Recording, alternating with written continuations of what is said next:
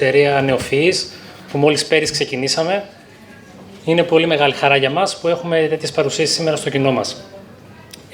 Ο σκοπός αυτής της εκδήλωσης είναι να παρουσιάσουμε το DGI Tourism Project, που είναι ένα ευρωπαϊκό έργο στα πλαίσια του προγράμματος Erasmus+. Η εκδήλωση είναι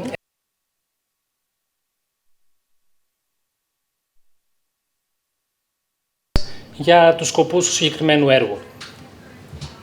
Σκοπός της εκδήλωσης, όπως είπα, είναι να παρουσιάσουμε το συγκεκριμένο έργο και τις πρώτες δράσεις που εκτελούνται, το μεθοδολογικό πλαίσιο πάνω στο οποίο θα κινηθεί το συγκεκριμένο έργο. Είναι η εξέταση των τάσεων που διαμορφώνονται στο τουριστικό κλάδο, κυρίως όσον αφορά τον πράσινο και τον ψηφιακό μετασχηματισμό, τα προβλήματα και τις προκλήσεις. Φυσικά όλα αυτά υπό το πρίσμα του πλαισίου εκπαίδευσης και κατάρτισης των νέων, οι οποίοι αποτελούν το εργατικό δυναμικό που στηρίζει τον κλάδο. Και φυσικά και τη λήψη σχολείων σχετικά με το έργο. Τώρα, για όσους δεν μας γνωρίζουν εμάς, είμαστε και οι διοργανωτές της εκδήλωσης, είμαστε Travel to Fit, είμαστε νεοφυής επιχείρηση, ιδρυθήκαμε μόλις πέρυσι, είμαστε αρκετά νέοι. Στόχος μας είναι να αναπτύξουμε τεχνολογικά εργαλεία για επαγγελματίες του κλάδου του τουρισμού, είτε αυτοί είναι ξενοδόχοι, είτε είναι πράκτορες, ιδιοκτήτες καταλυμάτων. Ήδη από πέρυσι έχουμε κάνει κάποια βήματα που είμαστε αρκετά περήφανοι για τα συγκεκριμένα βήματα. Έχουμε κερδίσει κάποια βραβεία. Το 2022 καταφέραμε να μπούμε στο συγκεκριμένο έργο, το DGI Tourism Project, το οποίο είναι διετές έργο, θα σας πω περισσότερες πληροφορίες στη συνέχεια. Έχουμε καταφέρει να λανσάρουμε 2 προϊόντα στην αγορά. Το πρώτο μας είναι και το πιο όριμο, που είναι μια πλατφόρμα δημιουργίας ταξιδιωτικών προτάσεων και οικονομικών προσφορών για επαγγελματίες του κλάδου. Και τώρα αναπτύσσουμε ένα δεύτερο εργαλείο, το οποίο είναι για revenue management, πάλι στοχεύοντας το ίδιο κοινό. Ήδη χαιρόμαστε πάρα πολύ, γιατί για το πρώτο μας προϊόν έχουμε αρκετές από τις οικονομικές προσφορές που έχουν σταλεί από επιχειρήσεις, έχουν σταλεί μέσω της πλατφόρμας μας, οπότε είμαστε αρκετά περήφανοι για το συγκεκριμένο. Και ένα ακόμα πολύ σημαντικό επίτευγμα της εταιρείας είναι ότι μπορέσαμε στο ευρωπαϊκό έργο το Rich Incubator, που είναι πρόγραμμα στα πλαίσια του Horizon 2020, να μπούμε στους top 10 startups για το 2022 σε θέματα καινοτομιών με βάση τα δεδομένα. Και αυτό έχει να κάνει ανεξαρτήτως τομέα. Οπότε ήταν μια διαδικασία αρκετά δύσκολη να μπορέσουμε να ενταχθούμε και φυσικά να μπούμε και στη συγκεκριμένη ομάδα των top 10 startups. Φυσικά είμαστε ενταγμένοι και σε διάφορους φορείς που είμαστε και γι' αυτό πολύ περήφανοι, και στο Elevate Greece, στο Capsule T, που ανήκει στο Ξενοδοχειακό Πελητήριο Ελλάδος, και στο πρόγραμμα της Eurobank. Τώρα, σχετικά με τη σημερινή εκδήλωση, να σας αναφέρω μερικά πράγματα για την ατζέντα, για να έχετε μια εικόνα. Φυσικά πήγαμε λίγο πίσω, να μας συγχωρήσετε γι' αυτό. Θα σας παρουσιάσω τώρα μερικά πράγματα εισαγωγικά για το έργο, ώστε να έχετε μια πρώτη εικόνα. Στη συνέχεια, η κυρία Κατερίνα Σαριδάκη θα παρουσιάσει την πρώτη κεντρική παρουσίαση με θέμα τον ψηφιακό και πράσινο μετασχηματισμό στον τουρισμό στη μετά-COVID εποχή. Την δεύτερη κεντρική παρουσίαση θα την παρουσιάσει η κυρία Μάγδα Πιστικού από το ΙΝΣΕΤΕ με θέμα την εκπαίδευση και κατάρτιση στον τουρισμό, η κατάσταση σήμερα και οι προκλήσεις. Θα έχουμε στη συνέχεια ένα round table με πολύ σημαντικά άτομα από τον κλάδο της εκπαίδευσης, τον ξενοδοχειακό κλάδο και της καινοτομίας. Είναι η κυρία Ναυσικά Βδίκου, η κυρία Άλισσα Εξάρχου, η κυρία Μαρία Μαυρουδή και η κυρία Κατερίνα Σαριδάκη, που θα συμμετέχουν στο round table discussion. Στη συνέχεια, η πέμπτη ενότητα θεματική έχει να κάνει με την παρουσίαση του μεθοδολογικού πλαισίου του project, του DGI Tourism. Θα το παρουσιάσει εκπρόσωπος της Atlantis Engineering, η κυρία Ιωάννα Ματούλη. Και στο τέλος θα έχουμε τη δυνατότητα να κάνουμε κάποιες ερωτήσεις με το κοινό, να απευθύνει ένα χαιρετισμό coordinator του έργου, η κυρία Μποέμ από τον οργανισμό 623 και η κυρία Πατή Σταλό από τους Green Destinations, που επίσης συμμετέχουν στο έργο ως Dissemination Managers. Λοιπόν, να σας πω μερικά πράγματα για το συγκεκριμένο έργο, ώστε να έχετε κι εσείς λίγο μια καλύτερη εικόνα, καθώς εξαιτίας του συγκεκριμένου έργου βρισκόμαστε εδώ. Έχουμε τη χαρά να έχουμε αυτή την ημερίδα σήμερα. Το έργο ονομάζεται DGI Tourism. Είναι ένα έργο που τρέχει στα πλαίσια του προγράμματος Erasmus+, με διετή διάρκεια. Ξεκίνησε 15 Δευτέρου του 2022 και σε αυτό συμμετέχουν 6 εταίροι από 4 χώρες της Ευρώπης. Από την Ελλάδα, την Ιταλία, την Αυστρία και την Ολλανδία. Η κοινοπραξία αποτελείται από τους συγκεκριμένους εταίρους, μπορείτε να τους δείτε. Έχουμε 2 εκπαιδευτικούς φορείς, το ENAIP από την Ιταλία και το BSHR από την Αυστρία. Είναι ουσιαστικά εκπρόσωποι των τελικών χρηστών, εκπρόσωποι του τουριστικού κλάδου. Είμαστε δύο εκπρόσωποι από την Ελλάδα, η Travel to Fit και η Atlantis Engineering, που ουσιαστικά εκπροσωπούν το digital κομμάτι, το ψηφιακό κομμάτι, και οι δύο εταιρείες ασχολούνται με την ψηφιοποίηση. Είναι η Green Destinations, η οποία είναι ένας non-governmental οργανισμός με έδρα την Ολλανδία. Ουσιαστικά αυτοί εκπροσωπούν το κομμάτι του Green, όπως αντιλαμβάνεστε, και έχουν και το συντονισμό των δράσεων προώθησης και επικοινωνίας με το εξωτερικό κοινό. Και φυσικά είναι η 623. Η 623 είναι ένα private ερευνητικό κέντρο με έδρα την Ιταλία. Είναι συντονιστής του έργου, είναι exploitation manager του έργου και έχει πολύ μεγάλη εμπειρία σε έργα που αφορούν τον τουρισμό. Είναι coordinator σε αρκετές δράσεις σε χρηματοδοτούμενα ευρωπαϊκά έργα. Βασικό κομμάτι του έργου είναι να αντιμετωπίσουμε κάποια προβλήματα και προκλήσεις που υπάρχουν στον τουρισμό. Φυσικά η πανδημία του COVID επιτάχυνε διάφορες διεργασίες, την ψηφιοποίηση στον κλάδο, τον πράσινο μετασχηματισμό ενδεχομένως. Υπάρχουν τάσεις που είναι και bottom-up, δηλαδή από τον ίδιο τον ταξιδιώτη, που να πιέζει προς πιο πράσινα προϊόντα τα οποία είναι πιο φιλικά προς το περιβάλλον, προϊόντα που να είναι λίγο πιο αυθεντικά, μακριά από την έννοια του μαζικού τουρισμού. Φυσικά υπάρχουν και top-down εδώ πέρα πιέσεις, οι οποίες προέρχονται από την Ευρωπαϊκή Επιτροπή με δράσεις, με διάφορες initiatives, με διάφορες πρωτοβουλίες, οι οποίες πιέζουν για την ψηφιοποίηση και τον πράσινο μετασχηματισμό του κλάδου. Σε αυτό το πλαίσιο, ο τουρισμός οφείλει να ανακάμψει, εφαρμόζοντας πλέον πιο βιώσιμες πρακτικές, καλύπτοντας όλες αυτές τις πιέσεις και από υψηλότερο επίπεδο και από το χαμηλότερο επίπεδο του ίδιου του ταξιδιώτη.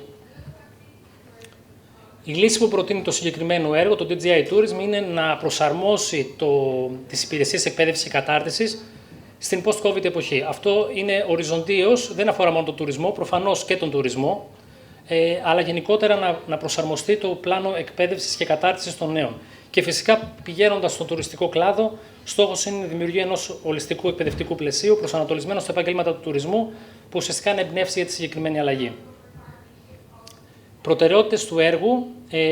Εδώ πέρα ακολουθούμε προτεραιότητες που αφορούν και το πρόγραμμα Erasmus+. Είναι η οριζόντια προτεραιότητα την αντιμετώπιση της κλιματικής αλλαγής και της προστασίας του περιβάλλοντος, και φυσικά οι κλαδικές προτεραιότητες, η προσαρμογή των υπηρεσιών εκπαίδευσης και κατάρτισης στις ανάγκες της αγοράς, η αύξηση της ευελιξίας των ευκαιριών στην επαγγελματική εκπαίδευση και κατάρτιση. Οι στόχοι του έργου είναι αρκετοί στόχοι. Γενικά είναι αρκετά challenging το έργο το οποίο συμμετέχουμε, υπό την έννοια ότι προσπαθούμε να έχουμε ένα ολιστικό πλαίσιο, όπως ανέφερα, και θα αναπτύξουμε διάφορες διαδραστικές μεθοδολογίες διδασκαλίας με βάση και τα εκπαιδευτικά ιδρύματα τα οποία συμμετέχουν στο συγκεκριμένο project. Είναι η δημιουργία ενός επαγγελματικού προφίλ, μιας πιστοποίησης ουσιαστικά για τον ειδικό στον ψηφιακό και πράσινο τουρισμό, το εκπαιδευτικό υλικό, στο οποίο συμμετέχουν όλοι οι φορείς που είναι στο έργο. Είναι μια προτινόμενη διαδρομή που θα δίνεται στους εκπαιδευόμενους ώστε να προσαρμοστούν στις ανάγκες της αγοράς, και φυσικά η πραγματοποίηση δοκιμών στα εκπαιδευτικά κέντρα τα οποία συμμετέχουν στο έργο, ώστε να μπορέσουμε να λάβουμε σχόλια, να κάνουμε διάφορες βελτιώσεις και στο υλικό που έχουμε δημιουργήσει, αλλά και στο μεθοδολογικό πλαίσιο. Το έργο απευθύνεται κατά κύριο λόγο στα εκπαιδευτικά κέντρα και στους εκπαιδευόμενους, οι οποίοι εδώ πέρα και θα πρέπει να προσαρμόσουν το εκπαιδευτικό πλαίσιο, αλλά φυσικά δίνουμε την δυνατότητα στους εκπαιδευόμενους μέσα από αυτό το project να εξοικειωθούν με πρακτικές φιλικές προς το περιβάλλον, ψηφιακές πρακτικές και εργαλεία. Και φυσικά απευθύνεται και στους επαγγελματίες και στο οικοσύστημα του τουρισμού, ταξιδιώτες, οργανισμούς, υπεύθυνους χάραξης πολιτικής, καθώς, όπως είπα και προηγουμένως, υπάρχουν πιέσεις τόσο από χαμηλά προς τα ψηλά, από τους ίδιους τους ταξιδιώτες, όσο και από την ίδια την Ευρωπαϊκή Επιτροπή, στο να μπορέσουμε να υιοθετήσει όλος ο κλάδος πρακτικές ψηφιακές και πράσινες που θα απαντούν στις προκλήσεις της νέας εποχής μετά τον COVID. Σε αυτό το slide συνοψίζουμε τα αποτελέσματα του έργου. Τα αποτελέσματα του έργου ουσιαστικά είναι οι θεματικές ενότητες εργασίας. Στα πλαίσια του μεθοδολογικού πλαισίου συμμετέχει ενεργά και είναι leader η Travel to Fit, μεθοδολογικού πλαισίου που θα ακολουθηθεί στο έργο. Εδώ πέρα και εμείς ως Travel to Fit μπορούμε να φέρουμε πρακτικές οι οποίες είναι πιο agile, που προέρχονται και από τον ψηφιακό κόσμο και θα μπορούσαν αυτές να βοηθήσουν το εκπαιδευτικό πλαίσιο, να δώσουν μια άλλη διάσταση στο εκπαιδευτικό πλαίσιο. Η δεύτερη ενότητα εργασίας, το Project Result 2, έχει να κάνει με το επαγγελματικό προφίλ και το πλάνο εκπαίδευσης. Εκεί πέρα Συντονιστής είναι το ΕΝΑΙΠ ως εκπαιδευτικό κέντρο, με έδρα την Ιταλία όπως ανέφερα. Το τρίτο αποτέλεσμα του έργου το συντονίζει 623. Στα πλαίσια του συγκεκριμένης ενότητας εργασίας θα ολοποιηθούν όλα τα μαθήματα κατάρτισης. Ενώ κλείνοντας, το τελευταίο αποτέλεσμα του έργου έχει να κάνει με τα εργαλεία, τις μεθόδους για την παράδοση και την αξιολόγηση των μαθημάτων κατάρτισης με leader την Ατλαντής. Τέλος, να σας πω μερικά πράγματα για τα multiplier events. Σήμερα είναι το πρώτο multiplier event, δράσεις προώθησης στα πλαίσια του έργου. Γίνεται στην Ελλάδα από την Travel to Fit. Υπάρχουν αρκετές ακόμα δράσεις, μπορείτε να τις δείτε και στο συγκεκριμένο ημερολόγιο, που θα γίνουν σε όλες τις χώρες που συμμετέχουν στο έργο και στις οποίες φυσικά θα μπορείτε και εσείς απομακρυσμένα ενδεχομένως να παρακολουθήσετε, ώστε να δείτε την πρόοδο του έργου, γιατί ακόμα είμαστε στην πολύ αρχή, πέρασαν μόλις 6-7 μήνες, οπότε δεν έχουμε αρκετές από τις δράσεις του έργου να τρέχουν. Οπότε στη συνέχεια θα έχουμε σίγουρα περισσότερα αποτελέσματα για παρουσίαση στα συγκεκριμένα events. Σας ευχαριστώ πολύ για αυτή τη σύντομη παρουσίαση που είχα στα πλαίσια του έργου. Τώρα, να μην μακρηγορήσω, θα ήθελα να καλέσω την κυρία Κατερίνα Σαριδάκη, σαν πρώτη κεντρική παρουσιάστρια, να παρουσιάσει τη δική της παρουσίαση. Η κυρία Κατερίνα Σαριδάκη είναι διευθύντρια στο Capsule T Accelerator και με πολύ μεγάλη χαρά θα την έχουμε σήμερα στο βήμα μαζί μας.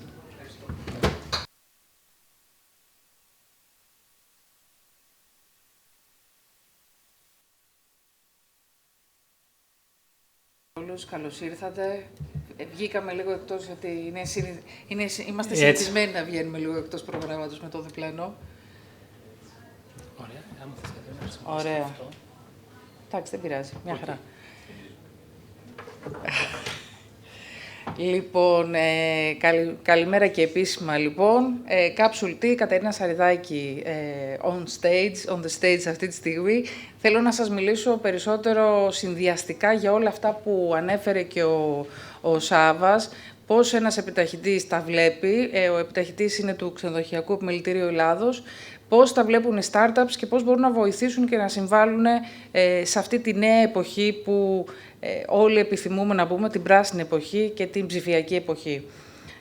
Πολύ γρήγορα θα πω και εγώ κάποια πράγματα για μας, γιατί δεν είναι αυτονόητο ότι όλοι μας γνωρίζετε. Είμαστε ο πρώτος και μοναδικός επιταχυντής στη χώρα που εστιάζει ξεκάθαρα πάνω στον τομέα του τουρισμού. Έχουμε ξεκινήσει από το 2019. Προφανώς είναι μια πρωτοβουλία του Ξενοδοχειακού Επιμελητηρίου Ελλάδος. Είναι το δικό του αποτύπωμα και η δική του στρατηγική κατεύθυνση ότι ναι, πρέπει να προχωρήσουμε στην ψηφιακή μετάβαση, να βοηθήσουμε τους νέους ανθρώπους να δημιουργήσουν λύσεις για τον κλάδο και παράλληλα να εκπαιδεύσουμε και τα μέλη μας του Επιμελητηρίου, τα ξενοδοχεία, πάνω από 10.000 ξενοδοχεία και camping sites της χώρας, να χρησιμοποιούν τέτοια εργαλεία για καλύτερη αυτοματοποίηση και βελτίωση των λειτουργιών τους. Το βλέμμα μας είναι προς το εξωτερικό, δεν είναι μόνο προς το εσωτερικό. Προσπαθούμε να προωθούμε τις startups και στο εξωτερικό και να χτίζουμε συνέργειες και πρωτοβουλίες με φορείς τόσο στην Ελλάδα όσο και εκτός της χώρας, που θα βοηθήσουν προς αυτή την κατεύθυνση και στο mission και vision που έχουμε.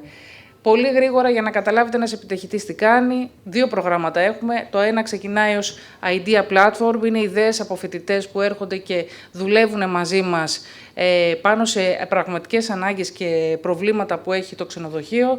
Κάνουμε την έρευνά μας, μιλάμε με τα ξενοδοχεία, καταγράφουμε τις ανάγκες και παίρνουν και δουλεύουν πάνω σε αυτό το κομμάτι. Κάποιοι έρχονται ήδη έτοιμοι με κάποιες ιδέες. Και μετά το επόμενο και μεγάλο πρόγραμμα είναι το επιταχυτής, που διαρκεί 5 μήνες. Συνολικά έχουμε κάποιες ομάδες που είναι εδώ σήμερα.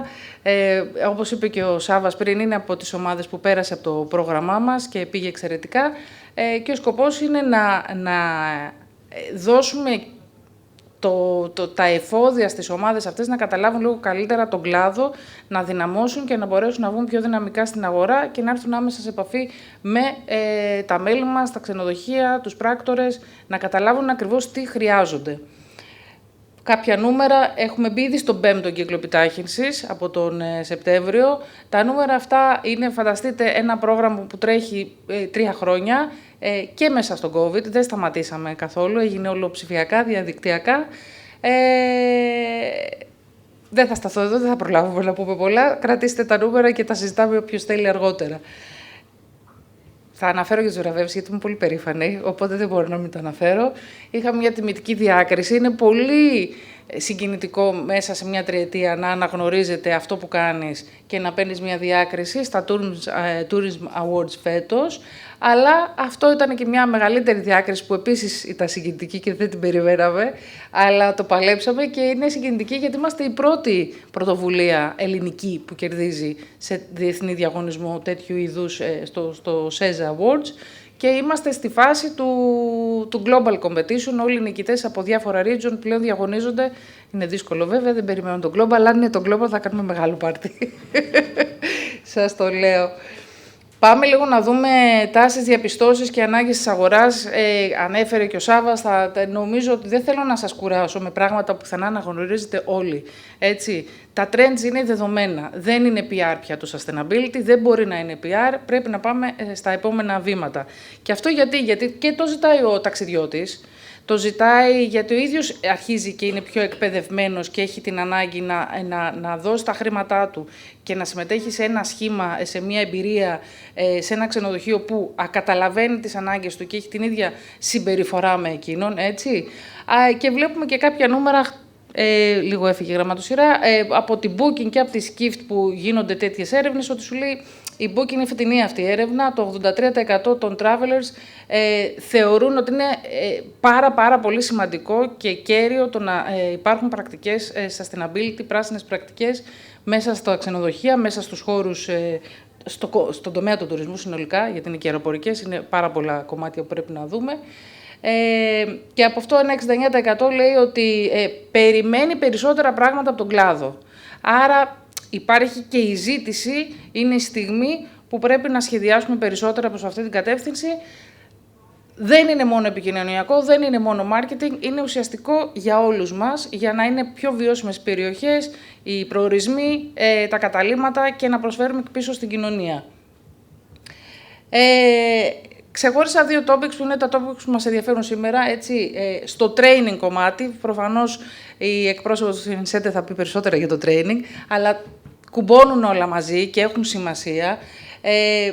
Ένα παράδειγμα της Accor, τι κάνει η Accor, υπάρχει μεγάλο άρθρο και μπορείτε να ψάξετε όλοι να βρείτε περισσότερες λεπτομέρειες. Το πήρα σαν ένα μεγάλο παράδειγμα ενός πολύ μεγάλου κολοσσού και γαλλικού. Οπότε, ένα κομμάτι είναι το Saving the Environment Every Day.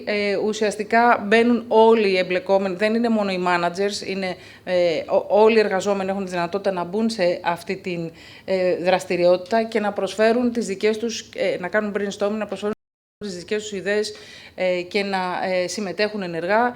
Έχουν ένα άλλο course που είναι 3 με 4 ώρες διάρκεια που το κάνουν οι ίδιοι, εκπαιδεύουν όλο το προσωπικό, είναι σαν onboarding στο sustainability, που δεν έχει να κάνει μόνο με το ξενοδοχείο και άλλες τέτοιες αντίστοιχες δραστηριότητες.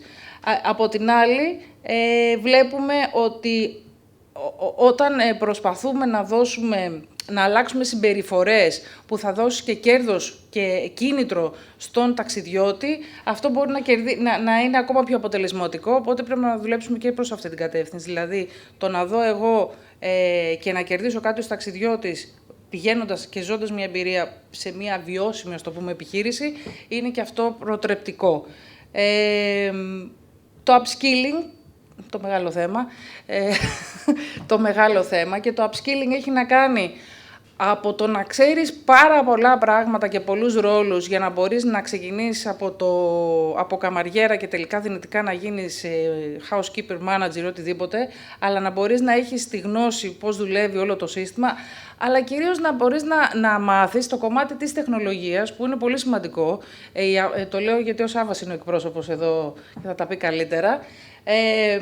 Το κομμάτι της τεχνολογίας πρέπει ο εργαζόμενος να εκπαιδευτεί, να μπορεί να χρησιμοποιεί λύσεις. Δεν είμαστε ακόμα εδώ, το λέω και στην Ελλάδα που το ζούμε, δεν είμαστε ακόμα σε αυτό το σημείο, στον κλάδο, στο hospitality και γενικότερα στο travel. Έχουμε πολλή δουλειά και νομίζω ότι αυτός είναι και ο σκοπός που είμαστε ως Capsule και προσπαθούμε να φέρουμε πιο κοντά τις startups που χρησιμοποιούν τεχνολογίες με τον επαγγελματία του κλάδου για να μπορέσει να τα χρησιμοποιήσει και να καταλάβει καλύτερα την αξία.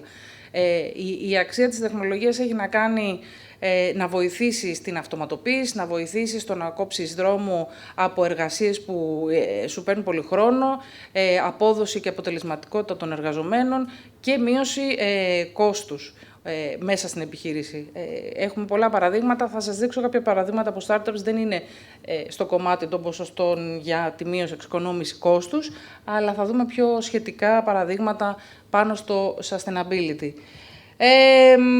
Εμείς λοιπόν, όπως ανέφερα και πριν, για τη δική μας δραστηριότητα ως ΞΕ και ως Capsule-T τρέχουμε έρευνες και βλέπουμε ποια είναι τα ζητούμενα, ποιες είναι οι ανάγκες, ποια είναι τα προβλήματα που έχει ο σημερινός ξενοδόχος. Αυτά είναι από τα top που βγαίνουν, που ζητάνε, πέρα από ποιες λύσεις που υπήρξαν λόγω COVID, αυτοματοποίηση και touchless check-in και τα λοιπά, τέτοιες λύσεις. Τώρα πάμε σε πιο σημαντικά κομμάτια, πιο σημαντικά μακροπρόθεσμα, που ήρθαν στο προσκήνιο πολύ πιο έντονα πλέον μετά τον COVID. Ειδικά το κομμάτι για τις δραστηριότητες και διαμονή στη φύση έχει μεγάλο ενδιαφέρον και είναι συνδυαστικό.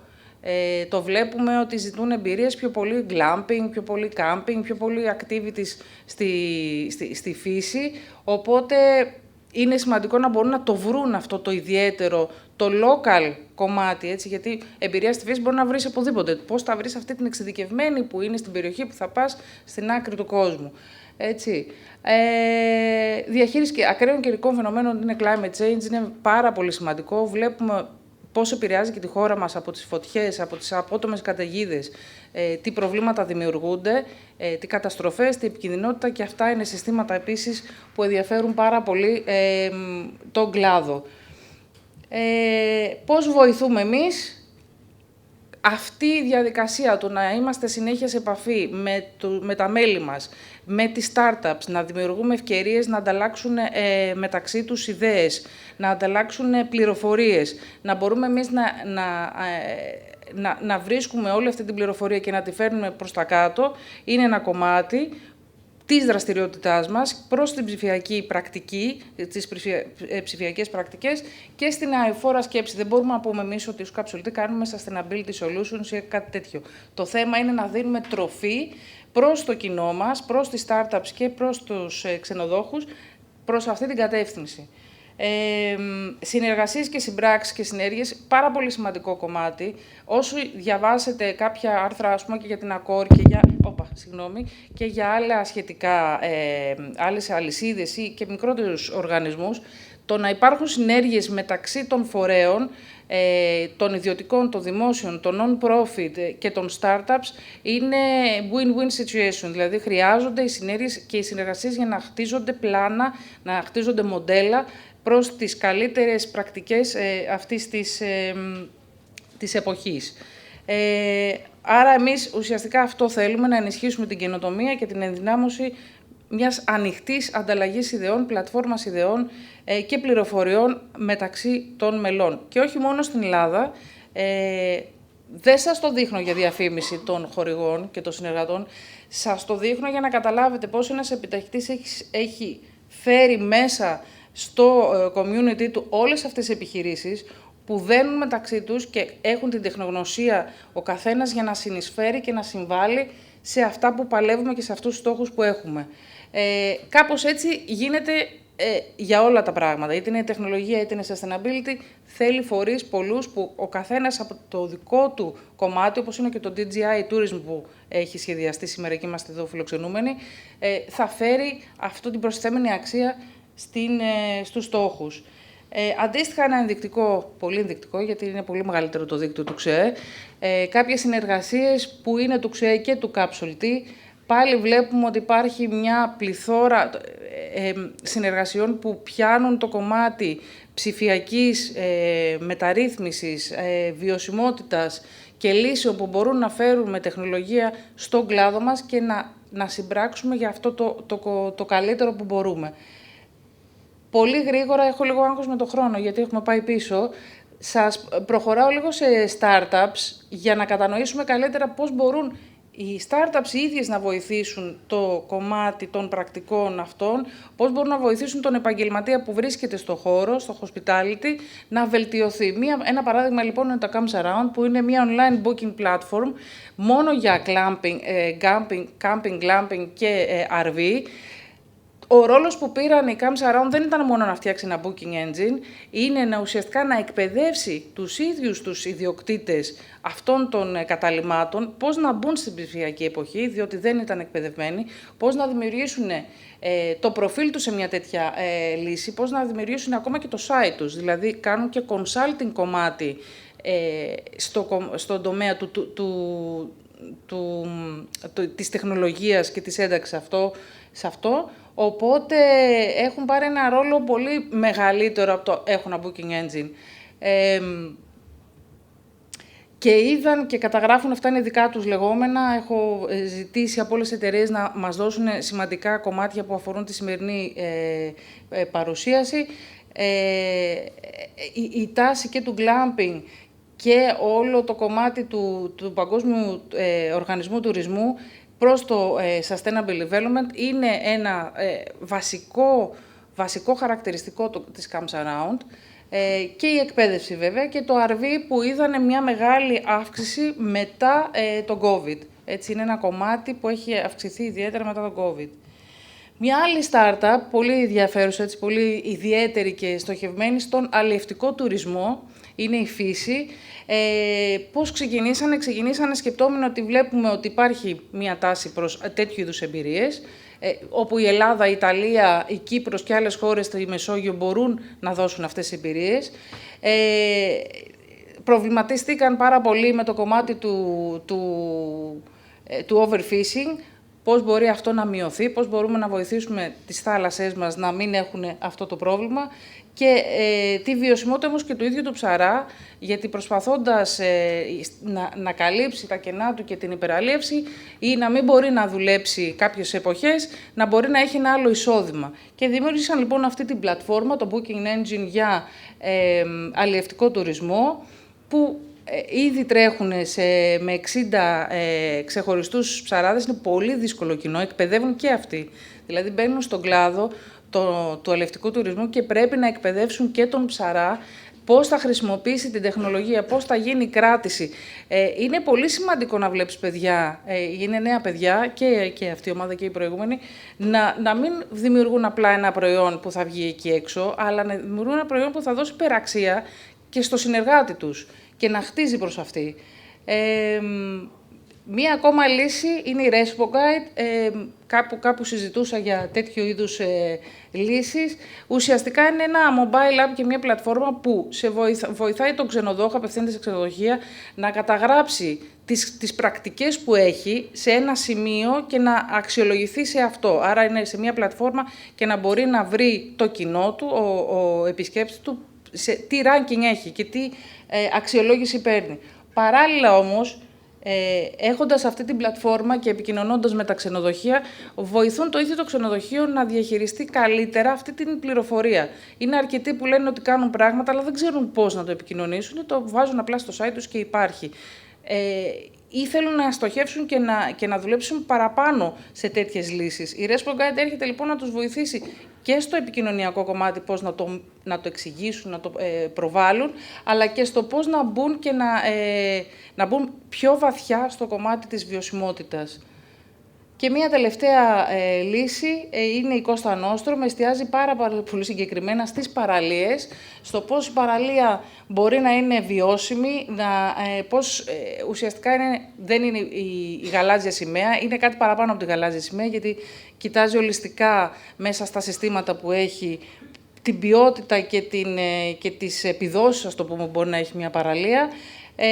Και βοηθάει βέβαια με το πλάνο που έχει να εντάξει, είναι μια ολιστική λύση, μπορεί να παίρνει μέσα διάφορες τεχνολογίες που κάποιος μπορεί να χρησιμοποιήσει στην παραλία του και να τις εντάσει μαζί με τα δικά του συστήματα, ούτως ώστε να υπάρχει μια καλύτερη μέτρηση και μια καλύτερη καταγραφή του πού βρίσκεται η παραλία και η ποιότητα της παραλίας του και να μπορεί να την επικοινωνήσει και στον επισκέπτη. Ότι έχουμε αυτές είναι οι συνθήκες, γιατί μετράει ποιότητα νερού, αέρα, πολλά πράγματα που έχουν αξία.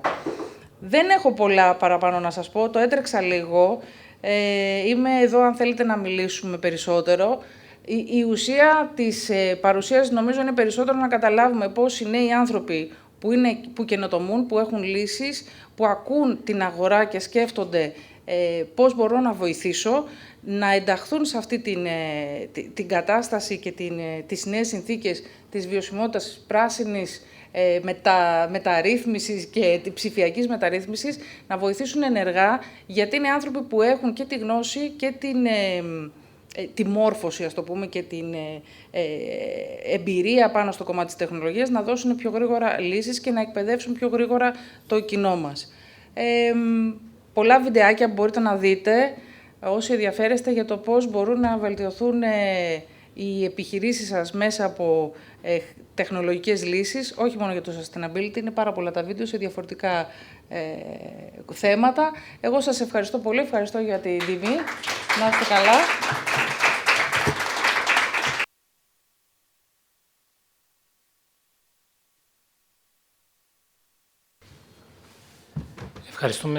Να ευχαριστήσουμε την κυρία Σαριδάκη. Εγώ αυτό που διατηρώ είναι ότι εντάξει, υπάρχουν δύο mega trends, είναι το digital transformation, είναι το green transformation, αλλά βλέπω και ένα τρίτο που είναι η εκπαίδευση. Βλέπω ότι πάρα πολύ πλέον μπαίνει αυτό το πράγμα μέσα στην αλυσίδα αξίας, να το πω έτσι. Οπότε είναι πάρα πολύ σημαντικό αυτό να το διατηρούμε όλοι και που δημιουργούμε ψηφιακά εργαλεία όπως η Travel to Fit, γενικότερα όλες οι επιχειρήσεις οι οποίες δραστηριοποιούνται. Θα ήθελα τώρα να καλέσω στο βήμα την κυρία Μάγδα Πιστικού, είναι υπεύθυνη εκπαίδευση και ανάπτυξη στο ΙΝΣΕΤΕ, που είναι το Ινστιτούτο του Συνδέσμου Ελληνικών Τουριστικών Επιχειρήσεων και συνδράμει το ΙΝΣΕΤΕ σε διάφορους τομείς. Θα μπορεί να μας το πει καλύτερα η ίδια.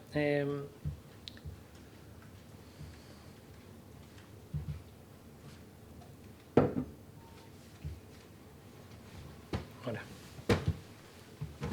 Ευχαριστώ. Καλημέρα. Ευχαριστώ πάρα πολύ για την πρόσκληση εκ μέρους όλου του Ινστιτούτου του Συνδέσμου Ελληνικών Τουριστικών Επιχειρήσεων.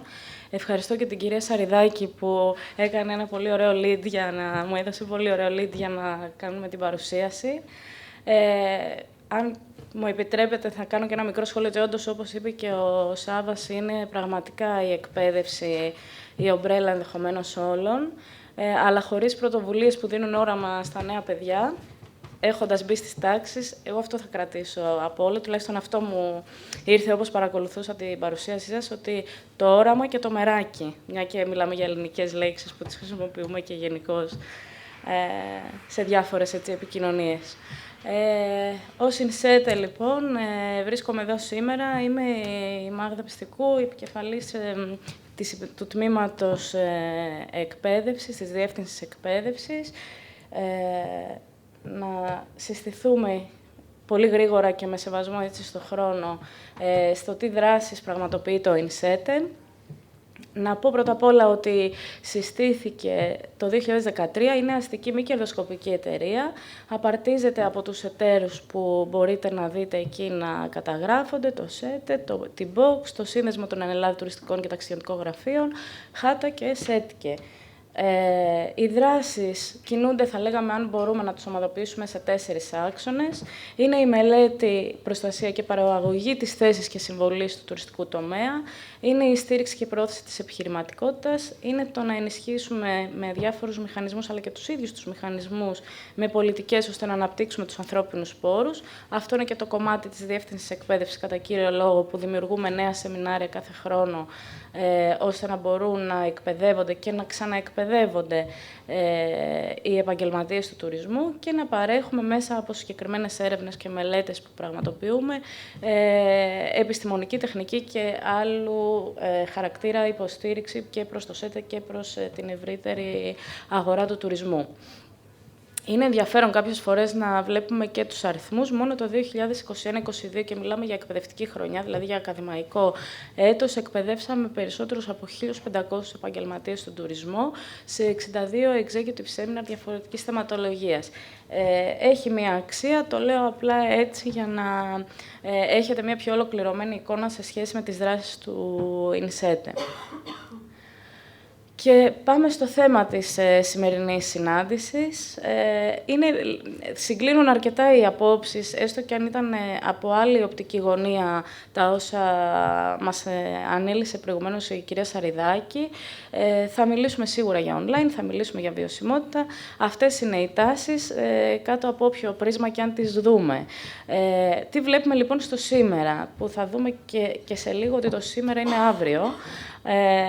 Ότι η online εκπαίδευση, ψηφιακός μετασχηματισμός σε όλες τις μορφές, υπάρχει συνεχώς σε σχέση με την εκπαίδευση και για να μπορεί να εξελιχθεί η εκπαίδευση μέσα από το νέο περιβάλλον που διαμορφώνεται κρατική αλλά και μη χρηματοδότηση. Παρατηρούμε σιγά-σιγά στο διεθνές περιβάλλον της εκπαίδευσης να υπάρχει μια ανισότητα, θα λέγαμε, ότι δηλαδή πλέον δεν μπορούν όλοι οι άνθρωποι να έχουν ίση πρόσβαση, όλες οι κοινωνίες, όλες οι οικονομικά διαφορετικές ομάδες να έχουν πρόσβαση στην εκπαίδευση λόγω του νέου περιβάλλοντος.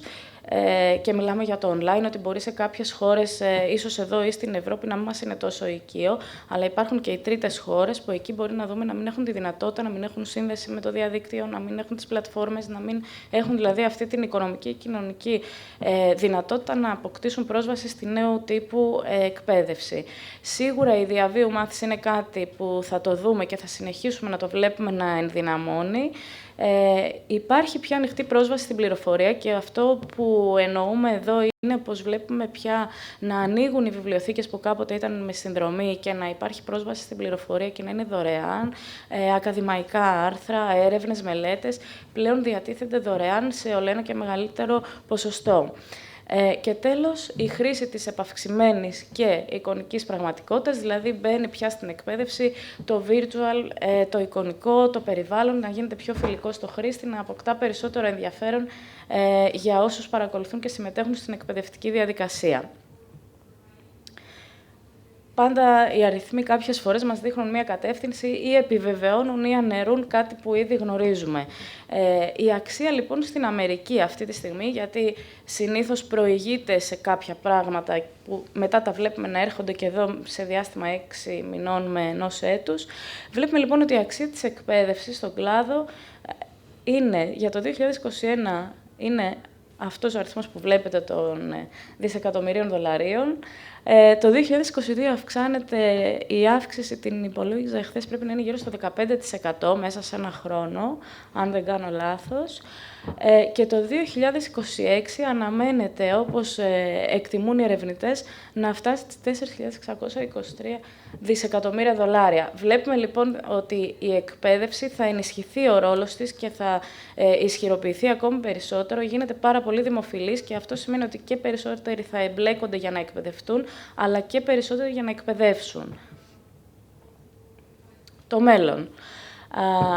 Τα δύο επάνω κουτάκια, θα τα πω έτσι, θα μου επιτρέψετε, είναι από δεδομένα του LinkedIn. Τα δύο κάτω είναι τελευταίο δημοσίευμα του Forbes, του περιοδικού Forbes.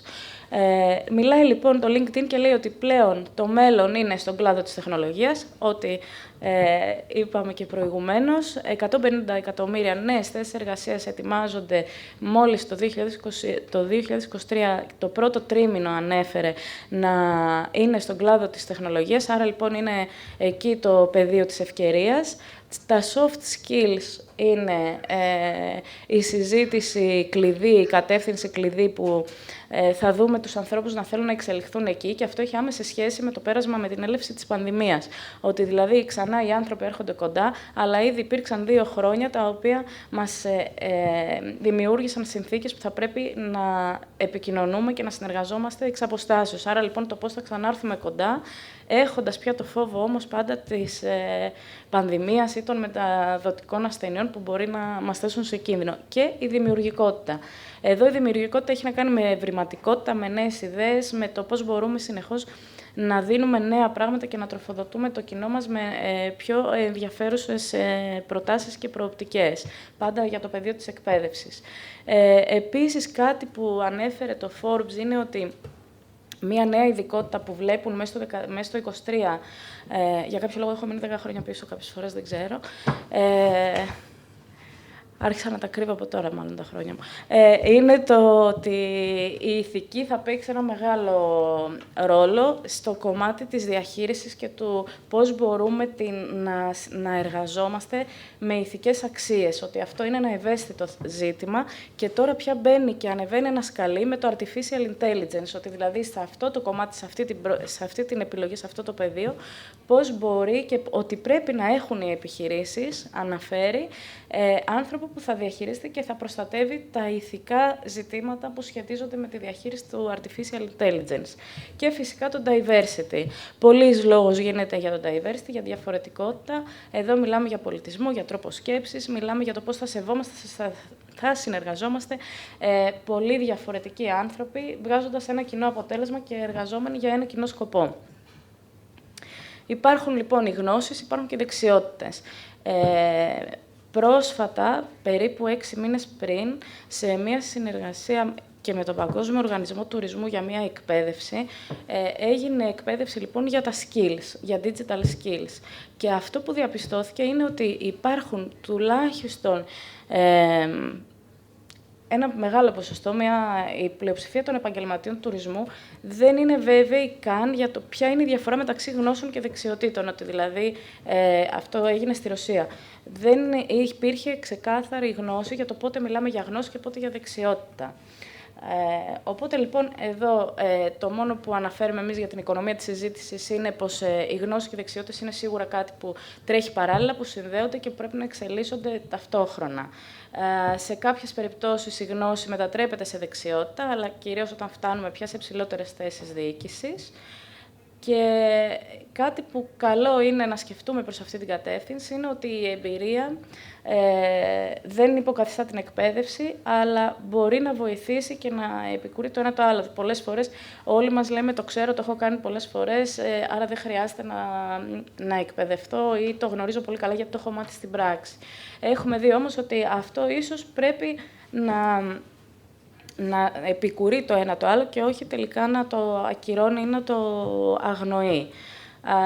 Soft skills, hard skills. Επίσης, κάτι που βλέπουμε και στα ερωτηματολόγια που πραγματοποιούμε και στο πλαίσιο των σεμιναρίων είναι ότι πρέπει να τα ορίσουμε εμείς το ποια είναι soft, ποια είναι hard, ώστε να μας επιλέξουν ανάλογα το τι θέλουν, σε ποιο πεδίο να εκπαιδευτούν.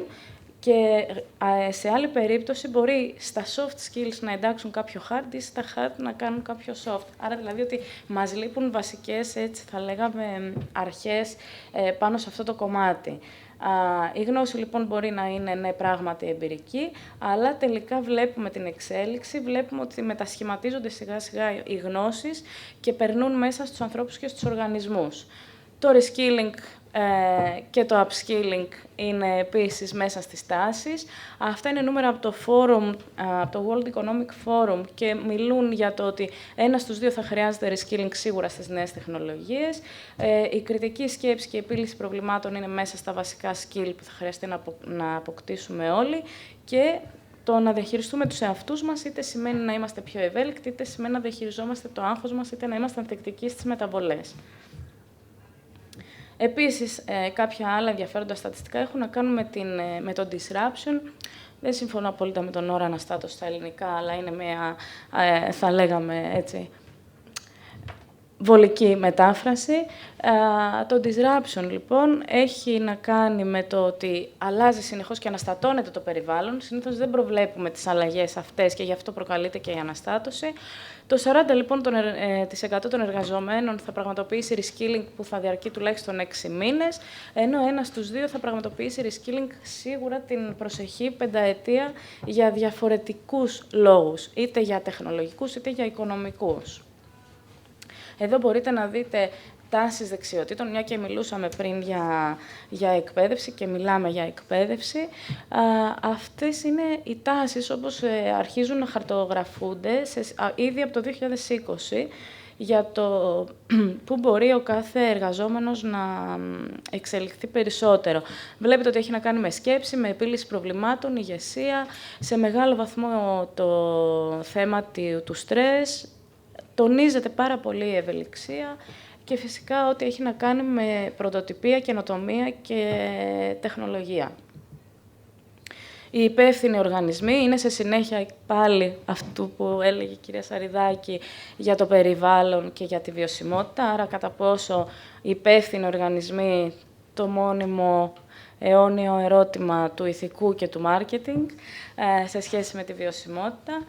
Εδώ μιλάμε για ένα άλλο επίπεδο υπεύθυνων οργανισμών που πρέπει να ακούν και να αφουγκράζονται τις ανάγκες της κοινωνίας, οι επιχειρήσεις, ή ό,τι και αν σημαίνει ή συνεπάγεται αυτό.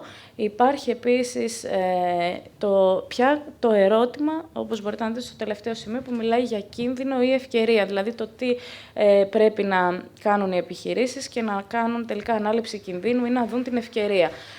Ένα παράδειγμα κοινωνικής υπευθυνότητας που το επέλεξα απλά για να δούμε πώς το ενσωματώνουν επικοινωνιακά μια ξενοδοχειακή αλυσίδα εδώ, που μπορεί να δούμε ότι έχουν κάνει ένα ολόκληρο σύστημα που έχουν θέσει και σε κεντρικό σημείο στο site τη στρατηγική τους για το 2025. Δηλαδή, έχουν σχεδιάσει μια ολόκληρη στρατηγική και την έχουν ανακοινώσει και την επικοινωνούν ήδη από το 2020.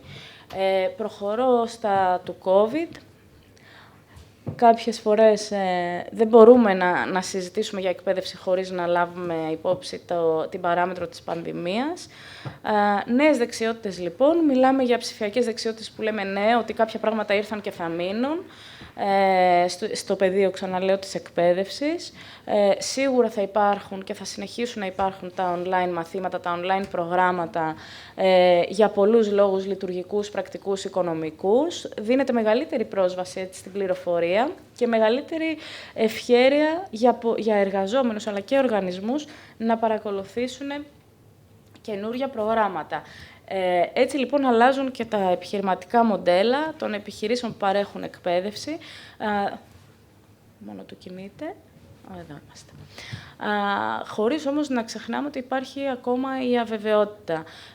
Αν και νομίζω όλοι το βιώνουμε, ο καθένας από τη δική του οπτική γωνία, πως πια η αβεβαιότητα της πανδημίας δεν είναι το πρώτο μας πρόβλημα, γιατί πια ήρθαν άλλα προβλήματα να προσθεθούν, όπως είναι το πώς θα γίνεται ο ανεφοδιασμός, η κρίση σε Ρωσία-Ουκρανία που δημιουργεί όλους αυτούς τους κλειδονισμούς σε οικονομικό, πολιτικό, κοινωνικό επίπεδο.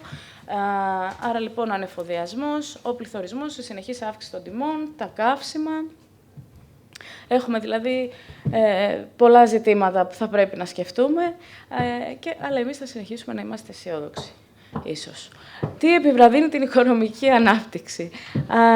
Εδώ είναι μία έρευνα της McKinsey, το 2021 την είχαν δημοσιεύσει και μιλάει για το ποιοι είναι οι πιθανοί κίνδυνοι στην οικονομική ανάπτυξη σε διάφορες χώρες. Και βλέπετε λοιπόν αυτό ακριβώς, αυτό που λέγαμε προηγουμένως, ότι ο COVID, παρόλο που το 2021 ήταν ακόμα σε εξέλιξη και δεν ήταν στο σημείο που βρίσκεται σήμερα, δεν θεωρούνταν οι πρώτοι, αλλά σε αντίθεση με την εφοδιαστική και τον πληθωρισμό που βλέπαμε εκεί. Τι κάνουμε λοιπόν προς επιβίωση? Νέα επιχειρηματικά μοντέλα, η τηλεργασία στη ζωή όλων, ότι αναζητούμε συνεχώς τρόπους να προσαρμοζόμαστε, να είμαστε ευέλικτοι, καινοτόμοι. Πλέον είναι καθημερινότητα και στάνταρ πρακτική των επιχειρήσεων ότι το πλάνο έκτακτης ανάγκης πλέον υπάρχει. Δεν το κάνουμε αφού γίνει το πρόβλημα, αλλά πια υπάρχουν πλάνα για το πώς θα διαχειριστούμε μια κρίση πριν αυτό βγει, και ότι ζητούμε συνήθως άμεσες απαντήσεις αλλά και γρήγορες αντιδράσεις. Ποια είναι τα απαραίτητα εφόδια? Αυτό που ανέφερα και στην εισαγωγή, ότι το μέλλον πια είναι τώρα, ότι τρέχει τόσο γρήγορα ο κόσμος και οι συνθήκες και οι καταστάσεις που δεν προλαβαίνουμε πολύ εύκολα να προβλέψουμε το μέλλον. Τώρα το μέλλον έρχεται πολύ πιο σύντομα. Ψάχνουμε να βρούμε, να βελτιστοποιούμε συνεχώς λειτουργίες και διαδικασίες. Πρέπει να γνωρίζουμε το ψηφιακό περιβάλλον. Δίνουμε έμφαση στον πελάτη αλλά και στην ποιότητα. Και κάτι που μου αρέσει ιδιαίτερα όταν το είχα διαβάσει ήταν το Simplicity, ότι απλοποιούμε κατά κάποιο τρόπο τα δύσκολα πράγματα, χωρίς όμως να σημαίνει ότι χάνουν την ποιότητά τους. Απλά τα διαχειριζόμαστε με έναν, αν θέλετε, πιο εύκολο τρόπο, με έναν πιο ορθολογικό, ρεαλιστικό. Ευελιξία. Πλέον υπάρχει η ευθύνη της μάθησης, μια και μιλήσαμε για προκλήσεις και τάσεις στην εκπαίδευση. Εδώ βλέπουμε πια ότι η ευθύνη πλέον μοιράζεται μεταξύ εργοδότη και εργαζόμενου. Δεν είναι ούτε θέμα επιβολής του εργοδότη να εκπαιδευτεί ο εργαζόμενος, αλλά ούτε και μόνο πρόθεση του εργαζόμενου να εκπαιδευτεί.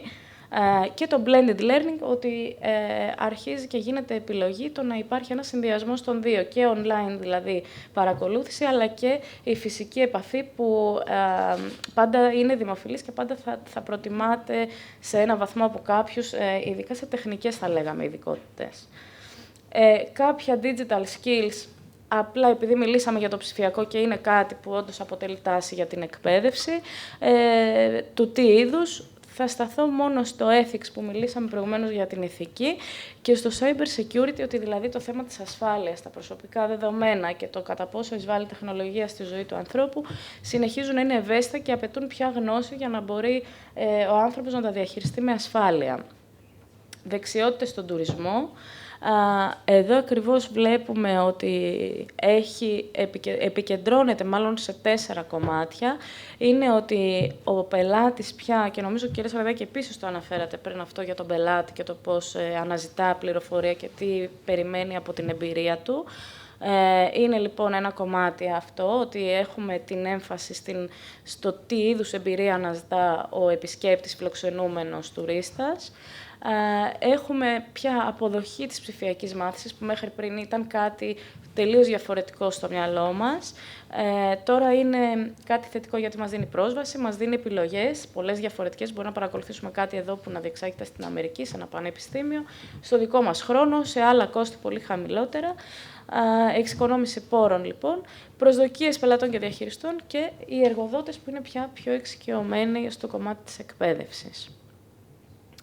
Διάφορα εργαλεία, απλή αναφορά σε σχέση με το ψηφιακό περιβάλλον που λέγαμε προηγουμένως. Βλέπουμε από marketing, social media, αλλά και διάφορες άλλες πλατφόρμες για να πραγματοποιήσουμε μία συνάντηση, για να συνεργαστούμε και να ανταλλάξουμε αρχεία.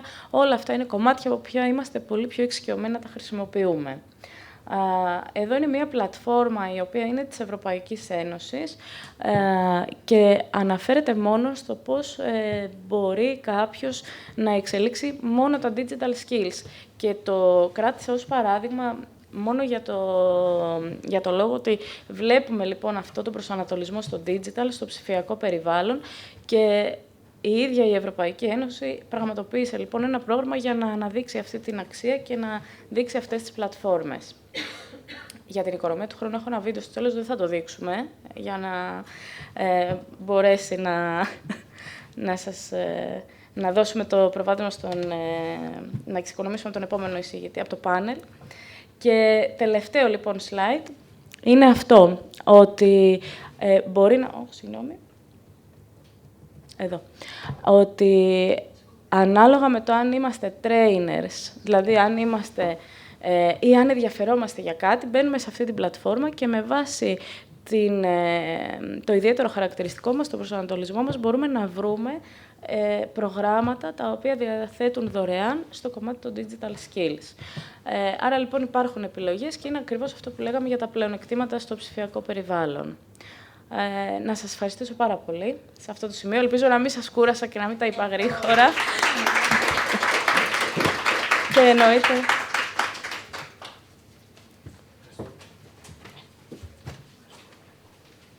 Ευχαριστήσουμε την κυρία Μαγδοπιστικού για την πολύ όμορφη παρουσίαση. Εγώ τώρα, επειδή είμαι και του ψηφιακού κλάδου, αυτό που ήθελα που έπιασα λίγο από αυτό που είπατε είναι για το ethical AI. Πιο πολύ είναι κάτι που μου άρεσε, γιατί το responsible γενικότερα AI είναι κάτι που πρέπει να το βλέπουμε όλοι, ακόμα και αυτοί οι οποίοι εργάζονται σε επιχειρήσεις του τουρισμού, γιατί εύκολα δίνουμε δεδομένα. Το θέμα είναι ποιος επεξεργάζεται τα δεδομένα, τι τα κάνει τα δεδομένα, προκύπτουν αλυσίδες αξίας πίσω από αυτά τα δεδομένα και είναι λίγο ένα πράγμα που πρέπει γενικότερα να το βλέπουμε. Τώρα θα μας δώσετε ένα λεπτό. Το επόμενο κομμάτι στην ατζέντα είναι ένα roundtable discussion με εκλεκτά μέλη που έχουμε σήμερα δίπλα μας από τον τουριστικό κλάδο αλλά και τον κλάδο της εκπαίδευσης. Δώστε μας ένα λεπτό να προσαρμοστούμε λίγο στις θέσεις μας και ξεκινάμε αμέσως.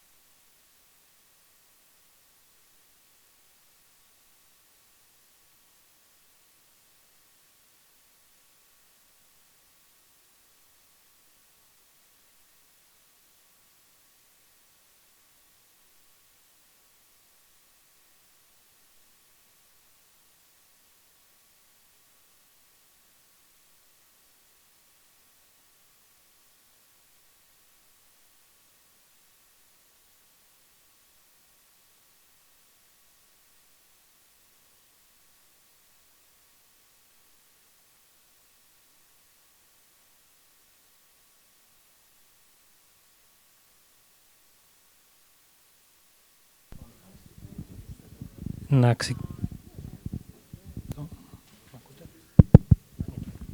Βλέπει, είναι κανονικά.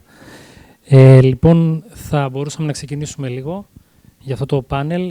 Είμαστε πολύ χαρούμενοι που έχουμε τους συγκεκριμένους ομιλητές στο πάνελ. Είναι άνθρωποι που είναι δίπλα μας από την πρώτη στιγμή που ιδρυθήκαμε και χαιρόμαστε πάρα πολύ που είναι μαζί μας σήμερα. Έχω τη χαρά να έχω δίπλα μου την κυρία Ναυσικά Αυδίκου, που είναι υπεύθυνη στο γραφείο σταδιοδρομίας, στο ΙΕΚ Δέλτα 360. Ωραία. Την κυρία Έλσα Εξάρχου, η οποία είναι CEO της Branding Greece, μια δημιουργική εταιρεία που είναι υπεύθυνη για το Ήπειρος 360. Είναι ιδιοκτήτρια του Μικρό Πάπηγο 1700 και πρώην αντιπρόεδρος της Ένωσης Τουριστικών Επιχειρήσεων Ζαγορείου. Ήταν και μέντοράς μας στο Capsule Tea. Είμαστε πολύ χαρούμενοι που την έχουμε δίπλα μας. Βασικά είμαστε χαρούμενοι γιατί έχουμε και ένα δεύτερο μέντορά μας σήμερα δίπλα μας, την κυρία Μαρία Γάτσο από τον ΣΕΤΕ. Έχουμε την κυρία Μαρία Μαυρουδή, η οποία είναι εκ των ιδρυτών και General Manager του Καλύχωνο Art Boutique Hotel στην Αστυπάλαια. Το Καλύχωνο, μάλιστα, έγινε για το Καλύχωνο μια ειδική μνήα στο τελευταίο οικονομικό φόρουμ από την Google για πρωτοποριακές βιώσιμες πρακτικές που ακολουθεί το ίδιο το ξενοδοχείο. Και την κυρία Κατερίνα Σαριδάκη, την οποία την προλόγησα και προηγουμένως όταν είχε την πρώτη κεντρική παρουσίαση. Λοιπόν, στα θέματα τώρα τα οποία θα ήθελα να συζητήσουμε, γιατί είναι αρκετά ενδιαφέροντα όλα και μπορούμε να τα συζητήσουμε και από διαφορετικό πρίσμα, θα ήθελα να ξεκινήσω με την κυρία Αυδίκου καταρχήν, ως εκπρόσωπος του κλάδου της εκπαίδευσης, που είναι πολύ βασικό κομμάτι για το DJI Tourism, είναι βασικό κομμάτι της θεματολογίας του. Κυρία Αυδίκου, γενικότερα συζητάμε πάρα πολύ συχνά για την προσαρμοστικότητα και το πώς οι νέοι πρέπει να αναπτύξουν νέες δεξιότητες για τον κλάδο. Τι πιστεύετε ότι έχει συντελέσει προς αυτή τη συζήτηση? Γενικότερα, πώς επηρέασε ο COVID αυτό και πώς ο κλάδος ο ίδιος πρέπει να προσαρμοστεί? Ευχαριστώ πολύ. Θα ξεκινήσω έτσι θέτοντας την ερώτηση τι είναι η προσαρμοστικότητα. Ο όρος προσαρμοστικότητα θα λέγαμε ότι είναι εν τέλει ο μηχανισμός της εξέλιξης. Η απόκτηση νέων δεξιοτήτων στους εκπαιδευόμενους του κλάδου του τουρισμού είναι απαραίτητη, συνεχής και σίγουρα απαιτούμενη, αν αναλογιστούμε ότι είναι ένας κλάδος πολλά υποσχόμενος, που από τη μεριά μου, από το γραφείο σταδιοδρομίας, μπορώ να πω ότι προσφέρει προοπτικές και τεράστιες ευκαιρίες καριέρας, ιδιαιτέρως στη χώρα μας, καθώς είναι μια χώρα με τεράστια ιστορική, γεωγραφική, πολιτιστική κληρονομιά, που αποτελεί πόλο έλξης ολόκληρο το χρόνο.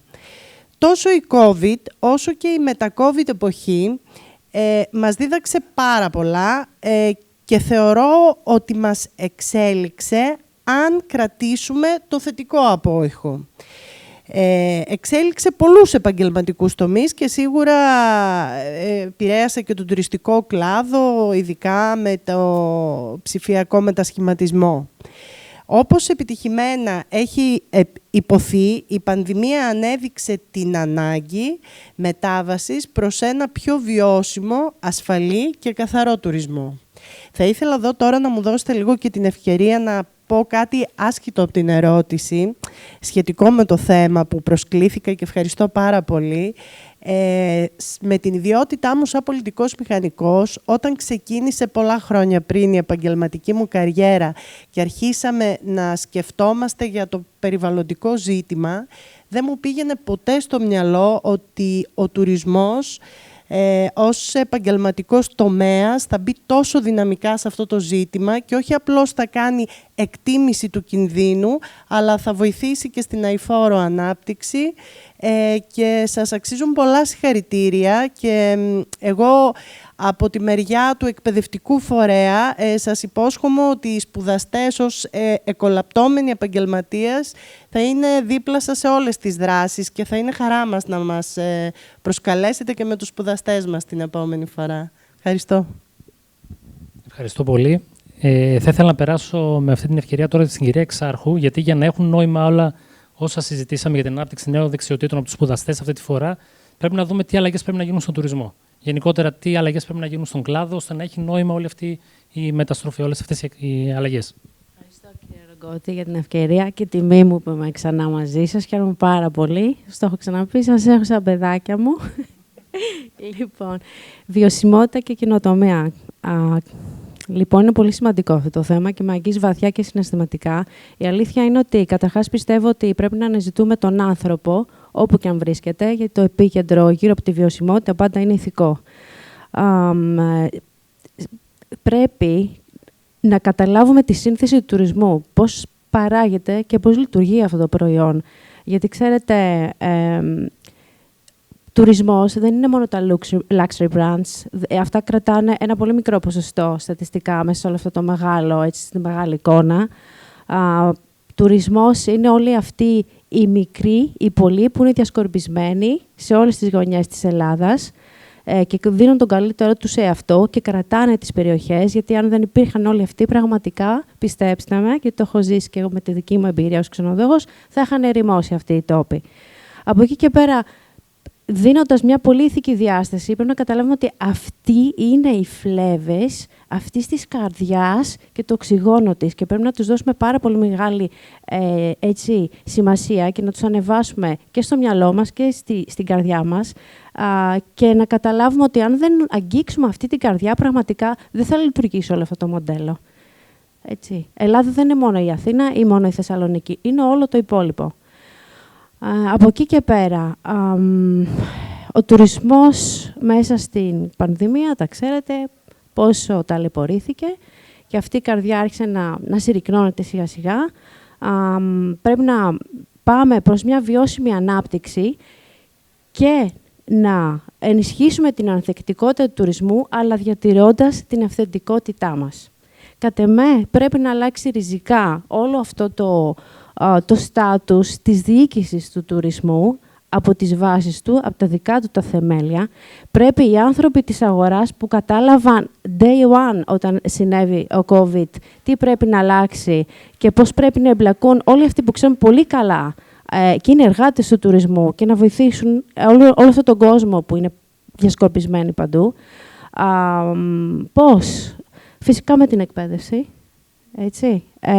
Δεν είναι μόνο αυτό όμως, είναι και η ανάπτυξη των δεξιοτήτων και το upscale και hard scale. Αλλά ξέρετε κάτι, πρέπει να καταλάβουμε ότι σε αυτό το κομμάτι ότι πρέπει να υπάρχει μια απευθείας επαφή αυτών των ανθρώπων που ξέρουν πάρα πολύ καλά τον τουρισμό και να τον βοηθήσουν με το ίδιο τον κόσμο, με τους και σε επίπεδο βέβαια αυτοδιοίκησης, έτσι, γιατί βοηθάει όλο αυτό το κομμάτι, αλλά να έρθουν κοντά τους, να τους οθήσουν προς τις βιώσιμες πρακτικές, γιατί δεν τα ξέρουν, να τους ανοίξουν όλο αυτό τον ορίζοντα και φυσικά και στις περιοχές, όσον αφορά τα destinations, να καταλάβουμε ότι πρέπει να υπάρξει μια πολύ ηθική μεταχείριση προς όλες αυτές τις περιοχές που έχουν κάθε δυνατότητα να αναπτυχθούν, αλλά χρειάζονται βοήθεια και ίση μεταχείριση από εμάς. Από εκεί και πέρα, ξέρω ότι δεν έχουμε πολύ χρόνο, πρέπει να σας πω κάτι πάρα πολύ σημαντικό που το έχω στο μυαλό μου, ότι έχει τεράστια σημασία να καταλάβουμε ότι ο τουρισμός δεν είναι μόνο η οικονομική, περιβαλλοντική ανάπτυξη ενός τόπου. Πρέπει με πάση θυσία να διατηρήσουμε τις ευρωπαϊκές μας αξίες, πρέπει να διατηρήσουμε την πολιτιστική μας κληρονομιά, γιατί όταν μιλάμε για diversity και διαφορετικότητα, είναι η ταυτότητά μας, είναι αυτό που είμαστε, αυτό που πρεσβεύουμε και πρέπει να το διατηρήσουμε με πάση θυσία. Ευχαριστώ πολύ. Ευχαριστούμε. Μου δώσατε νομίζω καλή πάσα για να πάμε στην κυρία Μαυρουδή, γιατί μιλήσατε για προορισμούς. Ναι, μιλήσατε για προορισμούς εκτός Αθήνας, για ανθρώπους που ξέρουν την αγορά. Η κυρία Μαυρουδή, ως άνθρωπος που εκπροσωπεί ένα ξενοδοχείο που ουσιαστικά αυτό πρεσβεύει, την βιώσιμη ανάπτυξη, την καινοτομία, ενδεχομένως και κάνει χρήση και τέτοιων εργαλείων. Το γνωρίζουμε γιατί είναι στους ανθρώπους που πρώτα εμπιστεύτηκαν και εμάς. Θα ήθελα να τη ρωτήσω ποια είναι τα ωφέλη τελικά. Ποια ωφέλη αποκομίζει ένας τέτοιος άνθρωπος, ένα ξενοδοχείο, ένας επιχειρηματίας από την χρήση αυτών των πρακτικών γενικότερα? Ευχαριστώ. Εγώ ευχαριστώ πολύ και χαίρομαι πάρα πολύ που είμαι εδώ σήμερα μαζί σας. Εμείς δεν ξεκινήσαμε ως επιχειρηματίες του τουρισμού. Είμαστε από διαφορετικούς κλάδους και από ανήσυχους κλάδους. Εγώ προέρχομαι από τον κλάδο της ναυτιλίας, Οπότε εκεί είχαμε μάθει πάρα πολύ να σκεφτόμαστε ανοιχτά, να μας αρέσει η διαφορετικότητα, να βρίσκουμε νέα εργαλεία και τρόπους ώστε να μπορεί η δουλειά μας να γίνεται πιο αποδοτική και πιο ευχάριστη. Είναι πολύ σημαντικό, ειδικά στον τουρισμό, γιατί αυτό που δίνουμε, όπως είπατε και πολύ σωστά, είναι άνθρωποι. Τι είναι ο τουρισμός? Είναι κάποιοι άνθρωποι που φροντίζουν κάποιοι άλλοι άνθρωποι που έρχονται πρώτη φορά ή δεύτερη σε έναν τόπο να περάσουν όμορφα, να γνωρίσουν τον τόπο, να το σεβαστούν, να μάθουν τις παραδόσεις του. Δεν είναι εμπόρευμα. Άρα θα πρέπει να τον προσεγγίσουμε πολύ ανθρώπινα και να βρίσκουμε τρόπους ώστε να αφουγκραζόμαστε τη σημερινή εποχή, που πραγματικά το κομμάτι του digital έχει μπει πολύ μέσα, το κομμάτι της βιώσιμης ανάπτυξης έχει μπει και πολύ σωστά έχει μπει μέσα. Οπότε θα πρέπει όλα αυτά τα trends που μας φέρνει η νέα εποχή να τα ενσωματώσουμε με ένα φυσικό τρόπο στο προϊόν που δίνουμε στον επισκέπτη και να φροντίζουμε να χαίρεται και να νιώθει και αυτή η διαφορετικότητα του τόπου μας. Γενικότερα αυτό που έχουμε δει ως ξενοδόχοι είναι ότι όντως όταν επιχειρείς ένα μικρότερο μέρος υπάρχουν κάποιες παθογένειες, υπάρχει ένας διαφορετικός τρόπος σκέψης. Όμως το άλλο που έχουμε δει επίσης είναι ότι τους αρέσει να γνωρίζουν νέα πράγματα. Δηλαδή θα κάνουμε εμείς κάτι, θα το δουν και οι υπόλοιποι, θα μας ρωτήσουν πώς το κάναμε. Ενδεχομένως στην αρχή να το αντιγράψουν, μετά θα το κάνουν λίγο καλύτερα. Οπότε όλο αυτό πηγαίνει τον προορισμό μπροστά. Εμάς μας αρέσει να καινοτομούμε, μας αρέσει να βλέπουμε τι καινούριο υπάρχει και όλο αυτό να προσπαθούμε να το ενσωματώνουμε στο προϊόν μας. Ευχαριστούμε πολύ. Να περάσω στην κυρία Σαριδάκη, να πάμε σε ένα υψηλότερο τώρα επίπεδο, υπό την έννοια ότι συζητήσαμε για τις μεμονωμένες μονάδες, ενδεχομένως, τον επαγγελματία στον κλάδο, να πούμε τώρα σε επίπεδο φορέα και αν γίνεται να μας μεταφέρετε και εσείς την εμπειρία σας και τις γνώσεις σας σε αυτό το κομμάτι, πώς ενώ στον κλάδο του τουρισμού γενικότερα η Ελλάδα ηγείται, πάμε καλά, είπαμε και φέτος πήγε πολύ καλά το ελληνικός τουρισμός, τι νόημα έχει να καινοτομήσουμε και ενδεχομένως να φέρουμε όλες αυτές τις τάσεις ξανά εδώ πέρα, ώστε να έχει πάλι, όπως είπαμε και προηγουμένως, και να έχει νόημα όλο αυτό το πράγμα το οποίο συζητάμε. Και ποια είναι η θέση ενός φορέα όπως ο ΞΕ, π.χ., στο συγκεκριμένο αντικείμενο? Πολλά ερωτήματα μου βάλετε μαζί και δύσκολα. Δύσκολα γιατί θέλουν πολλή ανάλυση. Δεν μπορώ να εκπροσωπήσω τον ΞΕ εξ ολοκλήρου και αποτελεσματικά όπως η διευθύντρια ή ο πρόεδρος μας. Θα πω κάποια πράγματα που γνωρίζω και από την οπτική του Capsule T. Καταρχάς, θα ξεκινήσω από το εξής. Το ότι πήγαμε καλά φέτος δεν σημαίνει ότι θα πάμε καλά και του χρόνου, εάν δεν κάνουμε κάποια πράγματα. Έτσι, δεν είναι δεδομένο τίποτα. Και ειδικά σε ένα κλάδο σαν τον τουρισμό. Είναι τάσεις, είναι διαθέσεις, είναι ποιος θα κάνει καλύτερο marketing, είναι ποιος θα προβάλλει καλύτερα τον προορισμό του κλπ. Και ποιος θα δώσει την αυθεντικότητα που αναφέρθηκε. Έτσι. Ο επισκέπτης θέλει να δει κάτι διαφορετικό από το σπίτι του. Αυτή είναι η λογική. Φεύγω από το σπίτι μου να πάω να δω, όχι το σπίτι μου, κάτι άλλο. Καλύτερο δυνητικά, δηλαδή να μου προσφέρει ξεκούραση, να μου προσφέρει νέες εμπειρίες. Εάν οι εμπειρίες αυτές δεν ακολουθούν το σκεπτικό μου, δηλαδή, αν είμαι ένας άνθρωπος που σκέφτομαι πράσινα, έτσι, πράσινα εννοώ γκρίνου και όχι πράσινα, άλλα πράσινα, μην μπερδευτούμε. Η μεγάλη κουβέντα, σωστά. Οπότε, αν λοιπόν είμαι ένας τέτοιος άνθρωπος, όπως είναι στις βόρειες χώρες, όπως είναι στην Αμερική και πολλά, και έρθω σε ένα μέρος και δω ότι δεν υπάρχει αυτό, δεν υπάρχει αυτό που θεωρώ κατελάχιστο στάνταρ, δεν θα το προτιμήσω και θα το πω και στον παραδίπλα και θα πάει... Άρα, ο κίνδυνος, ο COVID, δεν ήρθε και έλυσε λίγο τα χέρια ορισμένων για να πάνε ένα βήμα παραπέρα. Δηλαδή, να πάμε την ψηφιακή μεταρρύθμιση λίγο πιο γρήγορα, γιατί ήταν ανάγκη. Έτσι, να συνειδητοποιήσουμε κάποια βασικά πράγματα, να δώσουμε αξία, να καταλάβουμε πόσο σημαντική ήταν η φύση. Γιατί βγαίναμε βόλτες. Δηλαδή, το μόνο που είχαμε να κάνουμε ήταν να βγαίνουμε στη φύση. Δεν είχαμε άλλο διέξοδο. Άρα, λοιπόν, βγαίνοντας στη φύση και βλέποντας τις παθογένειες που μπορεί να υπάρχουν σε μια πόλη, έλεγες, μα γιατί, είναι τόσο ωραία, γιατί να μην το κάναμε έτσι. Θέλω να πω ότι μας έφερε και σε προσωπικό επίπεδο να σκεφτούμε διαφορετικά. Είναι μια πολύ σημαντική στιγμή να την εκμεταλλευτούμε λοιπόν συλλογικά. Αφού έχουμε αυτή τη διάθεση, έχουμε αυτή την τάση, αυτή την προσπάθεια, θεωρώ ότι πρέπει να τη δούμε συλλογικά. Τώρα το Ξενοδοχειακό Μελητήριο Ελλάδος έτσι κι αλλιώς σκεφτόταν και σκέφτεται έτσι. Δημιούργησε τον Κάψουλ ακριβώς για αυτό το λόγο πριν την πανδημία. Δηλαδή το 18 ξεκινήσαμε να μιλάμε για τον επιταχυντή. Το 19 ξεκίνησε γιατί είναι ξεκάθαρο ότι ο κλάδος χρειάζεται και τα μέλη μας μια στήριξη στο κομμάτι πώς να σκεφτώ διαφορετικά. Πώς να εντάξω την ψηφιακή αλλαγή μέσα στην επιχείρησή μου. Τι είναι αυτό. Δεν είναι τα social media, το έχουμε πει πολλές φορές. Δεν είναι τα social media τεχνολογία. Τα social media είναι ένα εργαλείο. Δεν είναι τεχνολογία. Τεχνολογία είναι το software που θα βάλω για να παρακολουθήσω τους πελάτες μου, για να κάνω τα payments.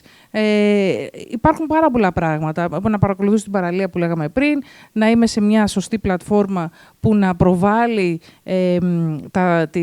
τη βιωσιμότητά μου και τις πρακτικές της βιωσιμότητας που πρεσβεύω κτλ.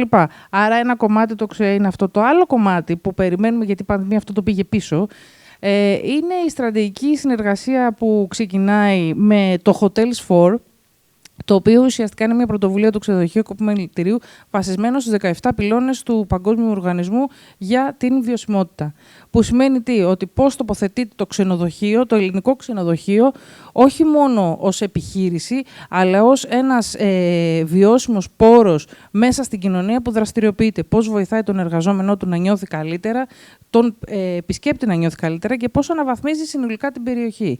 Επειδή αναφέρθηκε και πριν, ένα ξενοδοχείο δεν είναι ένας επιχειρηματίας ξενοδόχος, δεν είναι αυτόφωτος. Χρειάζεται να είναι σε ένα περιβάλλον που να είναι καλό. Δεν πουλάει μόνο τα δωμάτια, πουλάει το σύνολο.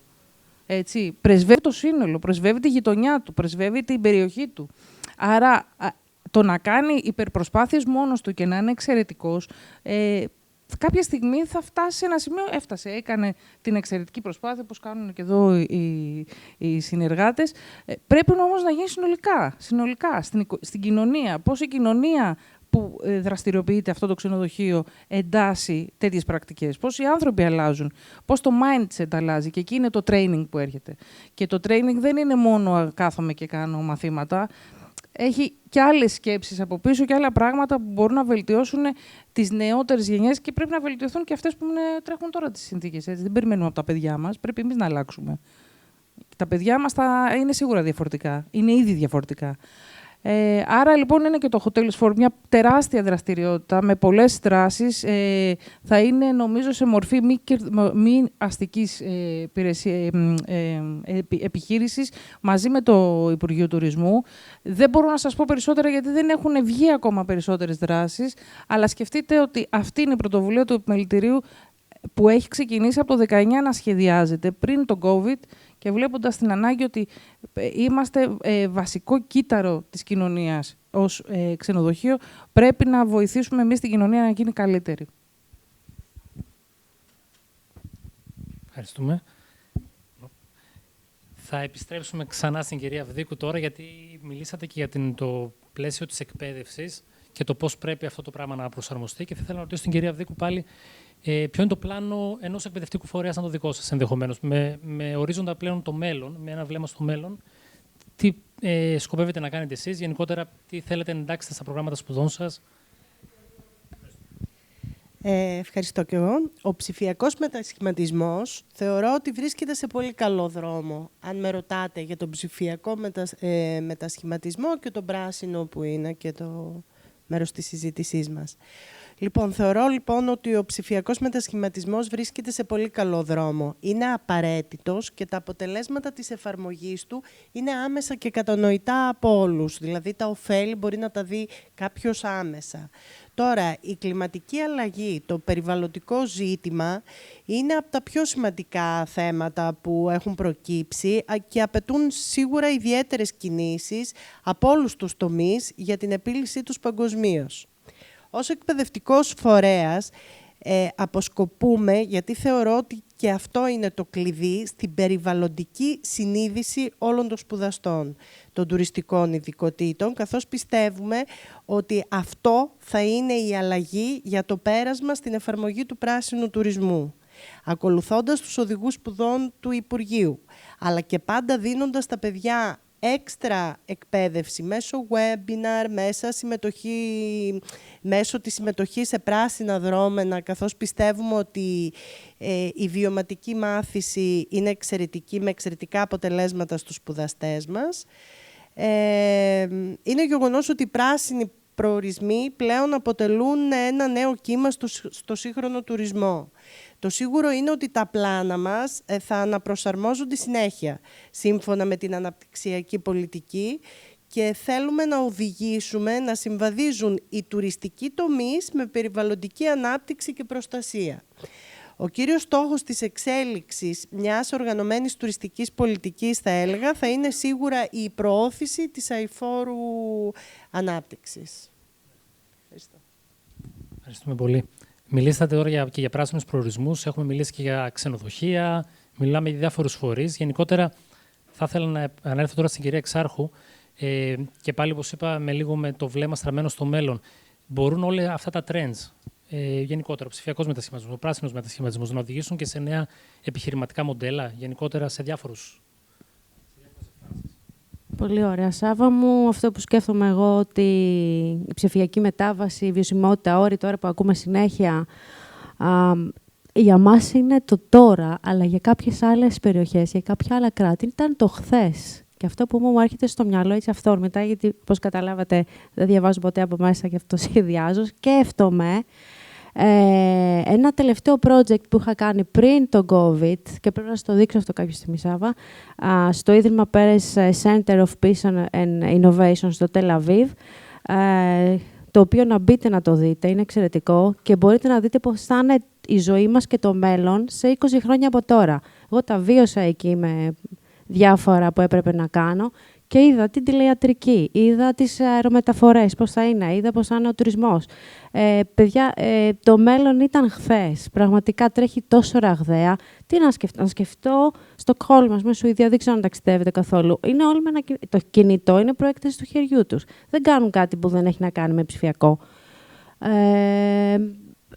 Βλέπω μπροστά μου τον κύριο Τσάκαλου τώρα και σκέφτομαι τα GR Eco Islands που έχουμε την τιμή να τον έχουμε κοντά μας, έτσι, γιατί έκανε το στρατηγικό σχεδιασμό για τη Χάλκη.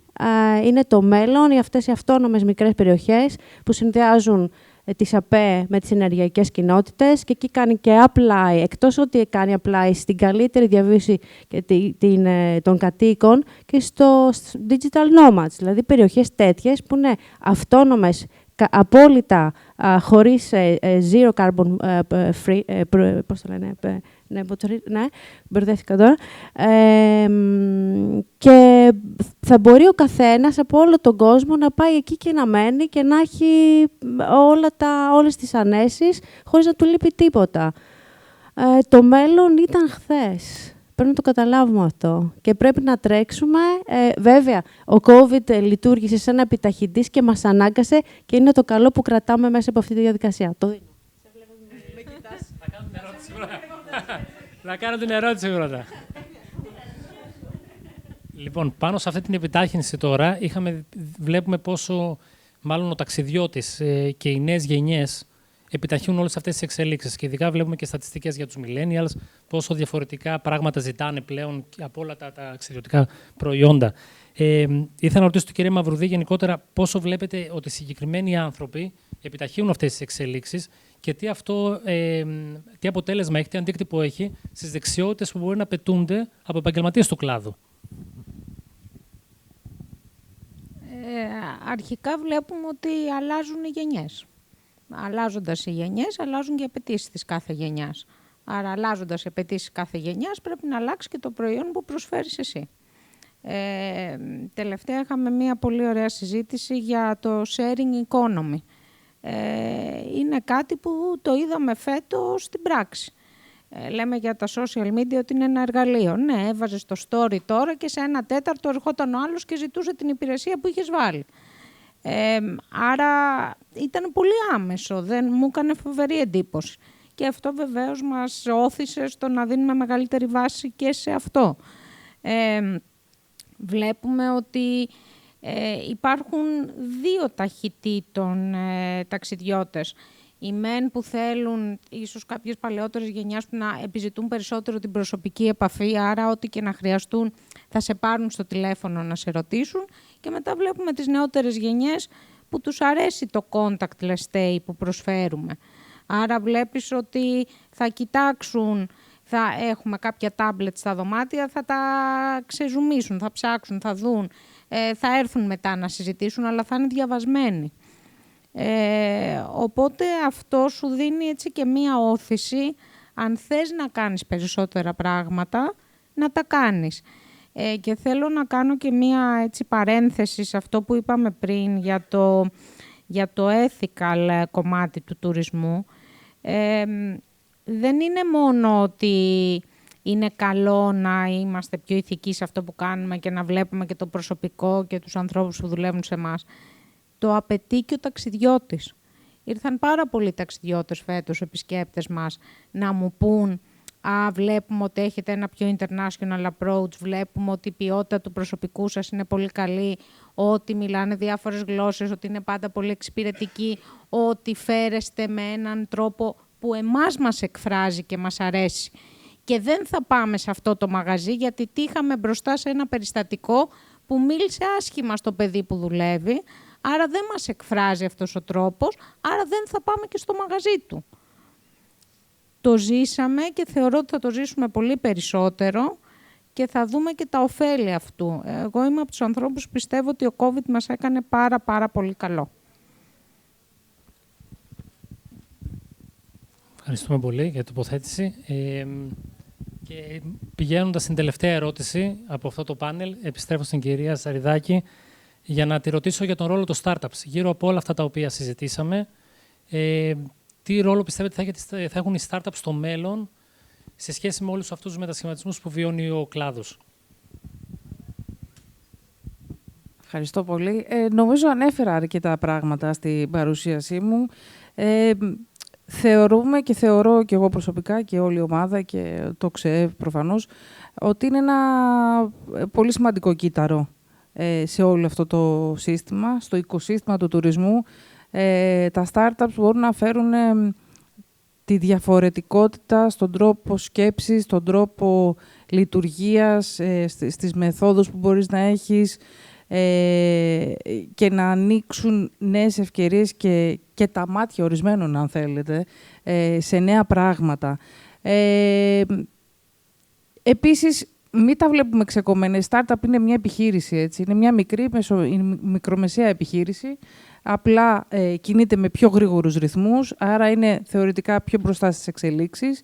Άρα παίρνει και τον εκπαιδευτικό ρόλο του κλάδου και του χώρου που πρεσβεύει και οι τεχνολογίες που θα φέρνει και θα δίνει στον χώρο μας στην Ελλάδα θα είναι πολύ σημαντικές στο να γίνει πιο γρήγορα αυτή η μετάβαση που θέλουμε. Σκεφτείτε ότι οι startups στην Ελλάδα είναι αρκετά θεωρητικά πίσω σε σχέση με τις αμερικάνικες. Δηλαδή, πάντα πρέπει να σκεφτόμαστε η τεχνολογία είναι πολύ πιο μπροστά. Ανέφερες και το Τελ Αβίβ, γιατί το είπες αυτό. Δεν πρέπει να το πεις, γιατί είναι ένα ιδιαίτερο οικοσύστημα, βέβαια. Δεν θα το φτάσουμε ποτέ το Ισραήλ, που λέμε πολύ, να γίνουμε σαν το Ισραήλ.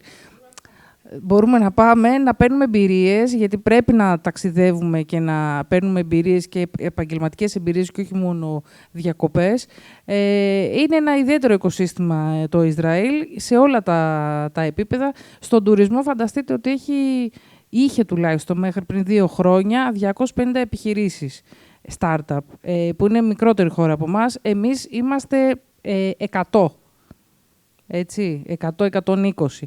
Και δεν λέω για τις ιδέες που τρέχουν από πίσω και δεν έχουν γίνει επιχειρήσεις, λέω να είναι running επιχειρήσεις. Λοιπόν, έχουμε δουλειά και γι' αυτό είμαστε εδώ και ως κάψουλα, έχουμε δουλειά για να βάλουμε και τον ερευνητή που δημιουργεί και φτιάχνει λύσεις για ενέργεια, φτιάχνει λύσεις για αειφόρο ανάπτυξη, να σκεφτεί τον τουρισμό. Δεν τον σκέφτονται. Προτιμούν να δουν λύσεις που θα πάνε σε ευρωπαϊκά σχήματα.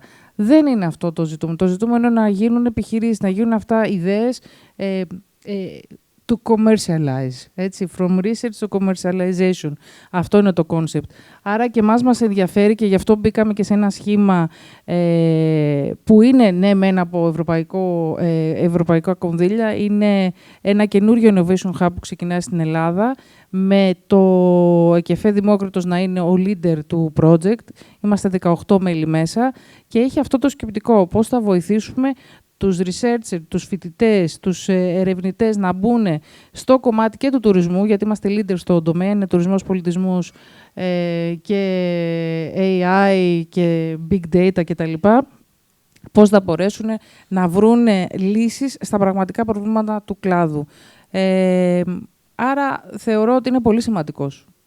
Είναι πολύ σημαντικός, έχει και σημασία γιατί οι startups δεν δουλεύουν μόνο για τη χώρα. Έτσι. Το να δουλεύεις μια startup και να είναι μόνο για την Ελλάδα δεν είναι αυτό το ζητούμενο. Το ζητούμενο είναι να ξεκινήσει από εδώ, από ένα φανταστικό test market, μικρό, μαζεμένο, που είμαστε όλοι γνωστοί και μπορούμε γρήγορα να κάνουμε πράγματα, να στήσεις την επιχείρησή σου και να βγεις έξω. Να πουλήσεις μετά το προϊόν και να επεκταθείς έξω. Πέρα από τον εκπαιδευτικό λοιπόν και κοινωνικό χαρακτήρα που μπορεί να έχει μια startup αυτή τη στιγμή, έχει και το ρόλο του να φέρει και να προωθήσει τη χώρα προς τα έξω σαν μια εταιρεία που καινοτομεί, να μπορέσει να έχει πελάτες και επενδύσεις από το εξωτερικό και κατ' επέκταση να βοηθήσει και τη χώρα.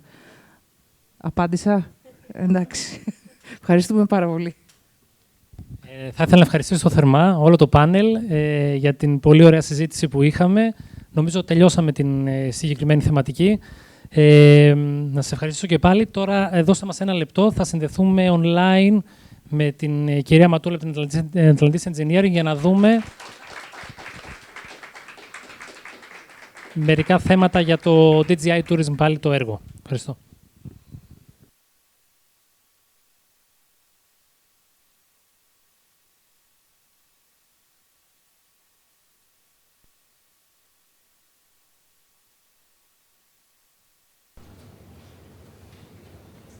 Ιωάννα, όχι. Δεν ξέρω να μας ακούει.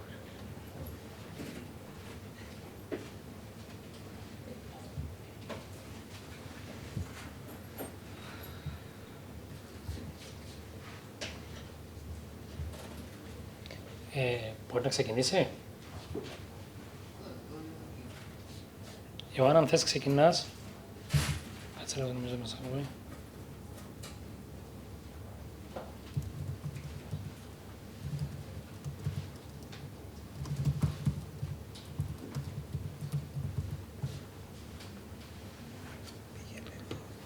Ναι, δεν πρέπει το τέτοιο μικρόφωνο. Ναι, δεν ξέρω αν πειράζω το τέτοιο όμως. Δεν ακούγεται.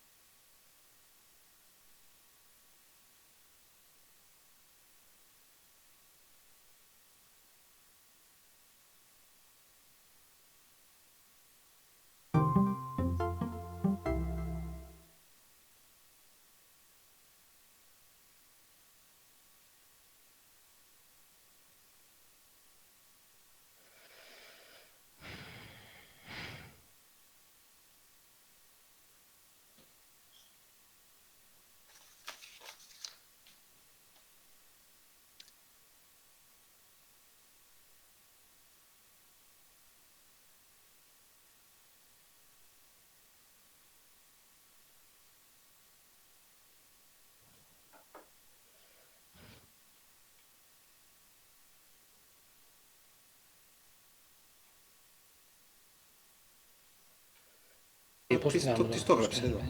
Και την παίρνει τηλέφωνο τηλεφωνία. Πάτε εδώ. Πού είναι το δίπλα? Πώς το διάλογο, έχει change layout αυτό. Το δεύτερο κομμάτι. Πάτε.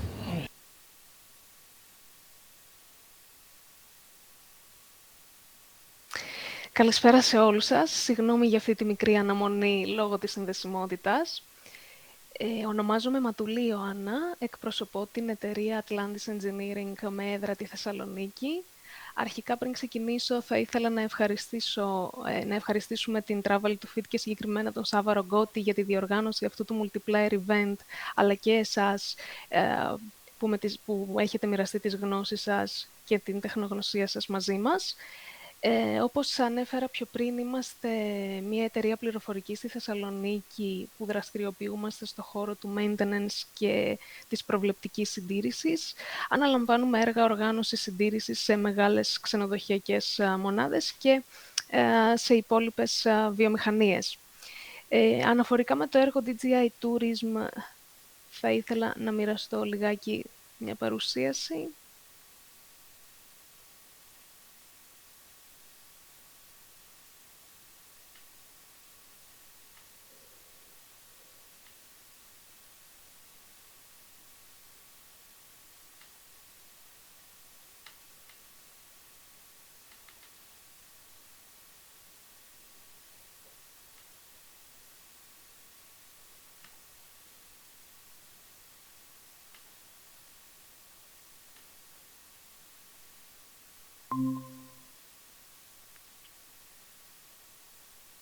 Νομίζω φαίνεται. Αν υπάρχει κάποιο πρόβλημα, παρακαλώ Σάβα, στείλε μου ένα μήνυμα. Λοιπόν, όσον αφορά το έργο DJI Tourism Project, αφορά τις ψηφιακές, πράσινες, καινοτόμες προσεγγίσεις για την επαγγελματική κατάρτιση στον κλάδο του τουρισμού. Πολύ σύντομα, η περιγραφή του έργου. Το DJI Tourism ουσιαστικά αφορά την προσαρμογή της επαγγελματικής εκπαίδευσης αλλά και κατάρτισης στις προκλήσεις της ψηφιακής εποχής αλλά και της κλιματικής αλλαγής, με απότερο σκοπό να καλύψει με τρόπο καινοτόμο τις προκλήσεις και τις ανάγκες που έχουν προκύψει στον ταξιδιωτικό τομέα στην μετα-COVID εποχή, επιδιώκοντας μια πιο ομαλή μετάβαση σε πιο βιώσιμες στρατηγικές αλλά και στην προστασία του τουρισμού στο μέλλον. Πιο συγκεκριμένα, οι στόχοι του έργου είναι οι ακόλουθοι. Ο πρώτος στόχος είναι η καθιέρωση ενός νέου μεθοδολογικού πλαισίου και κατάρτισης για τον τομέα της επαγγελματικής εκπαίδευσης. Δεύτερος στόχος είναι να αναπτυχθεί ένα προσαρμόσιμο αλλά και μεταβιβάσιμο εκπαιδευτικό υλικό από ειδικούς στον τομέα του τουρισμού. Τρίτος στόχος του έργου είναι να παρέχει ένα μονοπάτι μάθησης για τους επαγγελματίες, έτσι ώστε να προσαρμοστούν στις ανάγκες της μετα-COVID εποχής. Και τέταρτον, είναι η πραγματοποίηση δοκιμών, αλλά και η αξιολόγηση των αποτελεσμάτων, προσφέροντας έτσι feedback στα κέντρα επαγγελματικής εκπαίδευσης, που πάντα μας κάνει καλύτερους. Σε ποιες ομάδες στόχους απευθύνεται το DJI Tourism Project? Αφορά τους ειδικούς στην επαγγελματική εκπαίδευση, πιο συγκεκριμένα τους πάροχους, τους εκπαιδευτές, αλλά και τους εκπαιδευόμενους. Εδώ παρουσιάζεται η δομή του πρώτου αποτελέσματος του έργου. Ουσιαστικά, το πρώτο αποτέλεσμα του έργου αφορά τον καθορισμό του μεθοδολογικού πλαισίου. Η υπεύθυνη διαχείρισης του πρώτου αποτελέσματος είναι η Travel to Fit. Αποτελείται από δύο δραστηριότητες. Η πρώτη δραστηριότητα είναι η επιλογή των μεθοδολογιών. Υπεύθυνη για την υλοποίηση αυτής της δραστηριότητας είναι η Travel to Fit. Και η δεύτερη δραστηριότητα αφορά το Lean μεθοδολογικό πλαίσιο. Ανάπτυξη για την υλοποίηση αυτής της δραστηριότητας, υπεύθυνη είναι η Atlantis Engineering. Πιο συγκεκριμένα, όσον αφορά την πρώτη δραστηριότητα και την επιλογή των μεθοδολογιών, ακολουθήθηκαν τα ακόλουθα βήματα. Αρχικά, από τους 6 εταίρους που συμμετέχουν στο DJI Tourism Project, ζητήθηκε να καταγράψουν τις μεθοδολογίες που χρησιμοποιούν οι ίδιοι στους οργανισμούς τους, αλλά και να διεξάγουν μία έρευνα για τις μεθοδολογίες που χρησιμοποιούνται σε χώρες της Ευρωπαϊκής Ένωσης. Συνολικά καταγράφηκαν 19 μεθοδολογίες, αναλύθηκαν, εξετάστηκαν και από αυτές η κοινοπραξία κατέληξε ως οι πιο σχετικές με τη συνάφεια και το περιεχόμενο του έργου να είναι οι εξής. Να είναι η μεθοδολογία, το μεθοδολογικό πλαίσιο digicomp.org, το GreenComp και η TQM. Στη δεύτερη δραστηριότητα του πρώτου αποτελέσματος καλύφθηκαν, ουσιαστικά αποτελεί τον καθορισμό του μεθοδολογικού πλαισίου και αναλύθηκαν περαιτέρω οι 3 προτινόμενες μεθοδολογίες. Η DigiComp.org καλύπτει τον ψηφιακό προσανατολισμό του έργου, η GreenComp τον πράσινο προσανατολισμό και η TQM δίνει τα πιο καινοτόμα στοιχεία που απαιτούνται στο έργο. Σχετικά με την πρώτη μεθοδολογία και το DigiComp.org, ουσιαστικά πρόκειται για τεχνολογίες μάθησης. Σε αυτό το πλαίσιο είναι βασικός παράγοντας η ψηφιακή μάθηση για τους εκπαιδευτικούς οργανισμούς. Στόχος είναι η βαθιά και όχι επιφανειακή ενσωμάτωση των ψηφιακών τεχνολογιών στην εκπαιδευτική διαδικασία και απαιτείται μια σημαντική εκπαιδευτική καινοτομία που συνεπάγεται μια διαδικασία σχεδιασμού για αλλαγή σε 3 βασικές διαστάσεις, στην παιδαγωγική, την τεχνολογική και την οργανωτική. Γενικά το DigiComp.org παρέχει ένα ολοκληρωμένο και γενικό ενοιολογικό πλαίσιο που αντικατοπτρίζει όλες τις πτυχές της διαδικασίας συστηματικής ενσωμάτωσης της ψηφιακής μάθησης σε εκπαιδευτικούς οργανισμούς αλλά και σε όλους τους τομείς της εκπαίδευσης. Συνέχεια, αναφορικά με το πλαίσιο GreenComp, που είναι η ανάπτυξη δεξιοτήτων για ένα βιώσιμο μέλλον, είναι και αυτό ένα πλαίσιο αναφοράς που αφορά τις ικανότητες βιωσιμότητας σε επίπεδο Ευρωπαϊκής Ένωσης, απευθύνεται στους μαθητές και εκπαιδευόμενους όλων των ηλικιών, από μικρά παιδιά έως και ενήλικες. Κάποιες από τις βασικές αρχές του GreenComp είναι οι εξής. Η ενσωμάτωση των αξιών της βιωσιμότητας υποστηρίζει την ισότητα και τη δικαιοσύνη για τις μελλοντικές γενιές, αναγνωρίζοντας παράλληλα ότι οι άνθρωποι αποτελούν μέρος του φυσικού κόσμου. Είναι ο ενστερνισμός της πολυπλοκότητας στη βιωσιμότητα. Με αυτόν τον τρόπο βοηθά τους μαθητές να γίνουν πιο συστημικοί και κριτικοί στοχαστές, να έχουν έναν τρόπο αντιμετώπισης προβλημάτων από διαφορετικές οπτικές γωνίες, να εντοπίζουν διασυνδέσεις, να αμφισβητούν παραδοχές και μεροληψίες. Τρίτος στόχος του GreenComp είναι ο οραματισμός βιώσιμων μελλοντικών προοπτικών. Με αυτόν τον τρόπο δίνεται η δυνατότητα στους μαθητές να φανταστούν εναλλακτικά σενάρια για το μέλλον, να αντιμετωπίσουν την ασάφεια και την αβεβαιότητα με τρόπο ευέλικτο, να πειραματιστούν και γιατί όχι να υπερβούν τα όρια των επιστημών. Τέλος, η δράση για την αειφορία προϋποθέτει σαφώς μια πολιτική δέσμευση, καθώς επίσης δράση σε συλλογικό και ατομικό επίπεδο. Τρίτη μεθοδολογία που προτάθηκε ώστε να καλύψει τον καινοτόμο προσανατολισμό του έργου είναι η διοίκηση ολικής ποιότητας. Αρχικά εφαρμόστηκε στη βιομηχανία, όμως στην συνέχεια αποδείχθηκε ότι η εφαρμογή της είχε πολύ μεγάλη επιτυχία και στο χώρο της εκπαίδευσης. Πολύ περιληπτικά κάποιες από τις βασικές αρχές του TQM είναι οι εξής. Αφορά την πελατοκεντρική προσέγγιση, αφορά την προσήλωση, τη συμμόρφωση με τις διαδικασίες, είναι ένα ενοποιημένο σύστημα που βασίζεται στην στρατηγική και τη συστηματική προσέγγιση, με στόχο τη συνεχή βελτίωση, τη λήψη αποφάσεων με βάση τα γεγονότα και προωθούνται ιδιαίτερα οι δράσεις επικοινωνίας. Η TQM φιλοσοφία ενθαρρύνει τους υπαλλήλους, τους εκπαιδευτές, τους μαθητές να αποδώσουν στο έπακρο των δυνατοτήτων τους. Αποτελεί στόχος η επίτευξη υψηλής ποιότητας, αλλά και η επιρροή όλων των τμήματων της εκπαιδευτικής διαδικασίας, όπως είναι η οργάνωση, η διαχείριση, οι διαπροσωπικές σχέσεις, το υλικό, το ανθρώπινο δυναμικό. Εφαρμόζοντας την προσέγγιση αυτή, η ποιότητα γίνεται ολική.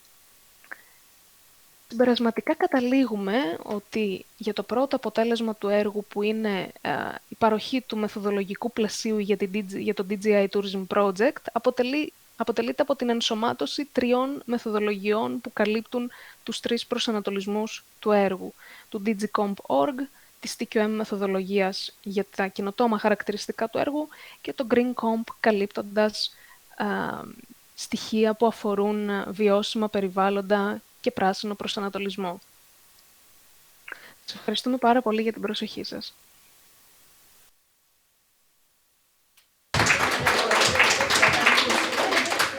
Μάλλον δεν μπορεί να τα ακούσει, ναι. Πες της όμως ότι χειροκροτήσεις. Ναι. Ωραία. Εντάξει, δεν πειράζει. Να την κάνω ένα χειροκρότημα, να χαρεί. Εμένα βλέπει όμως και πάλι. Λοιπόν, μετά την παρέμβαση και την παρουσίαση της κυρίας Ιωάννας Ματούλη από την Atlantis Engineering, μπορούμε να περάσουμε στο τελευταίο κομμάτι της εκδήλωσης. Ουσιαστικά είμαστε στο closing remarks, στο αν ενδεχομένως μπορούμε να απαντήσουμε κάποιες από τις ερωτήσεις που μπορεί να έχει το κοινό. Και φυσικά θα ήθελα να πει δύο λόγια και ο Dissemination Manager του έργου, που είναι η Green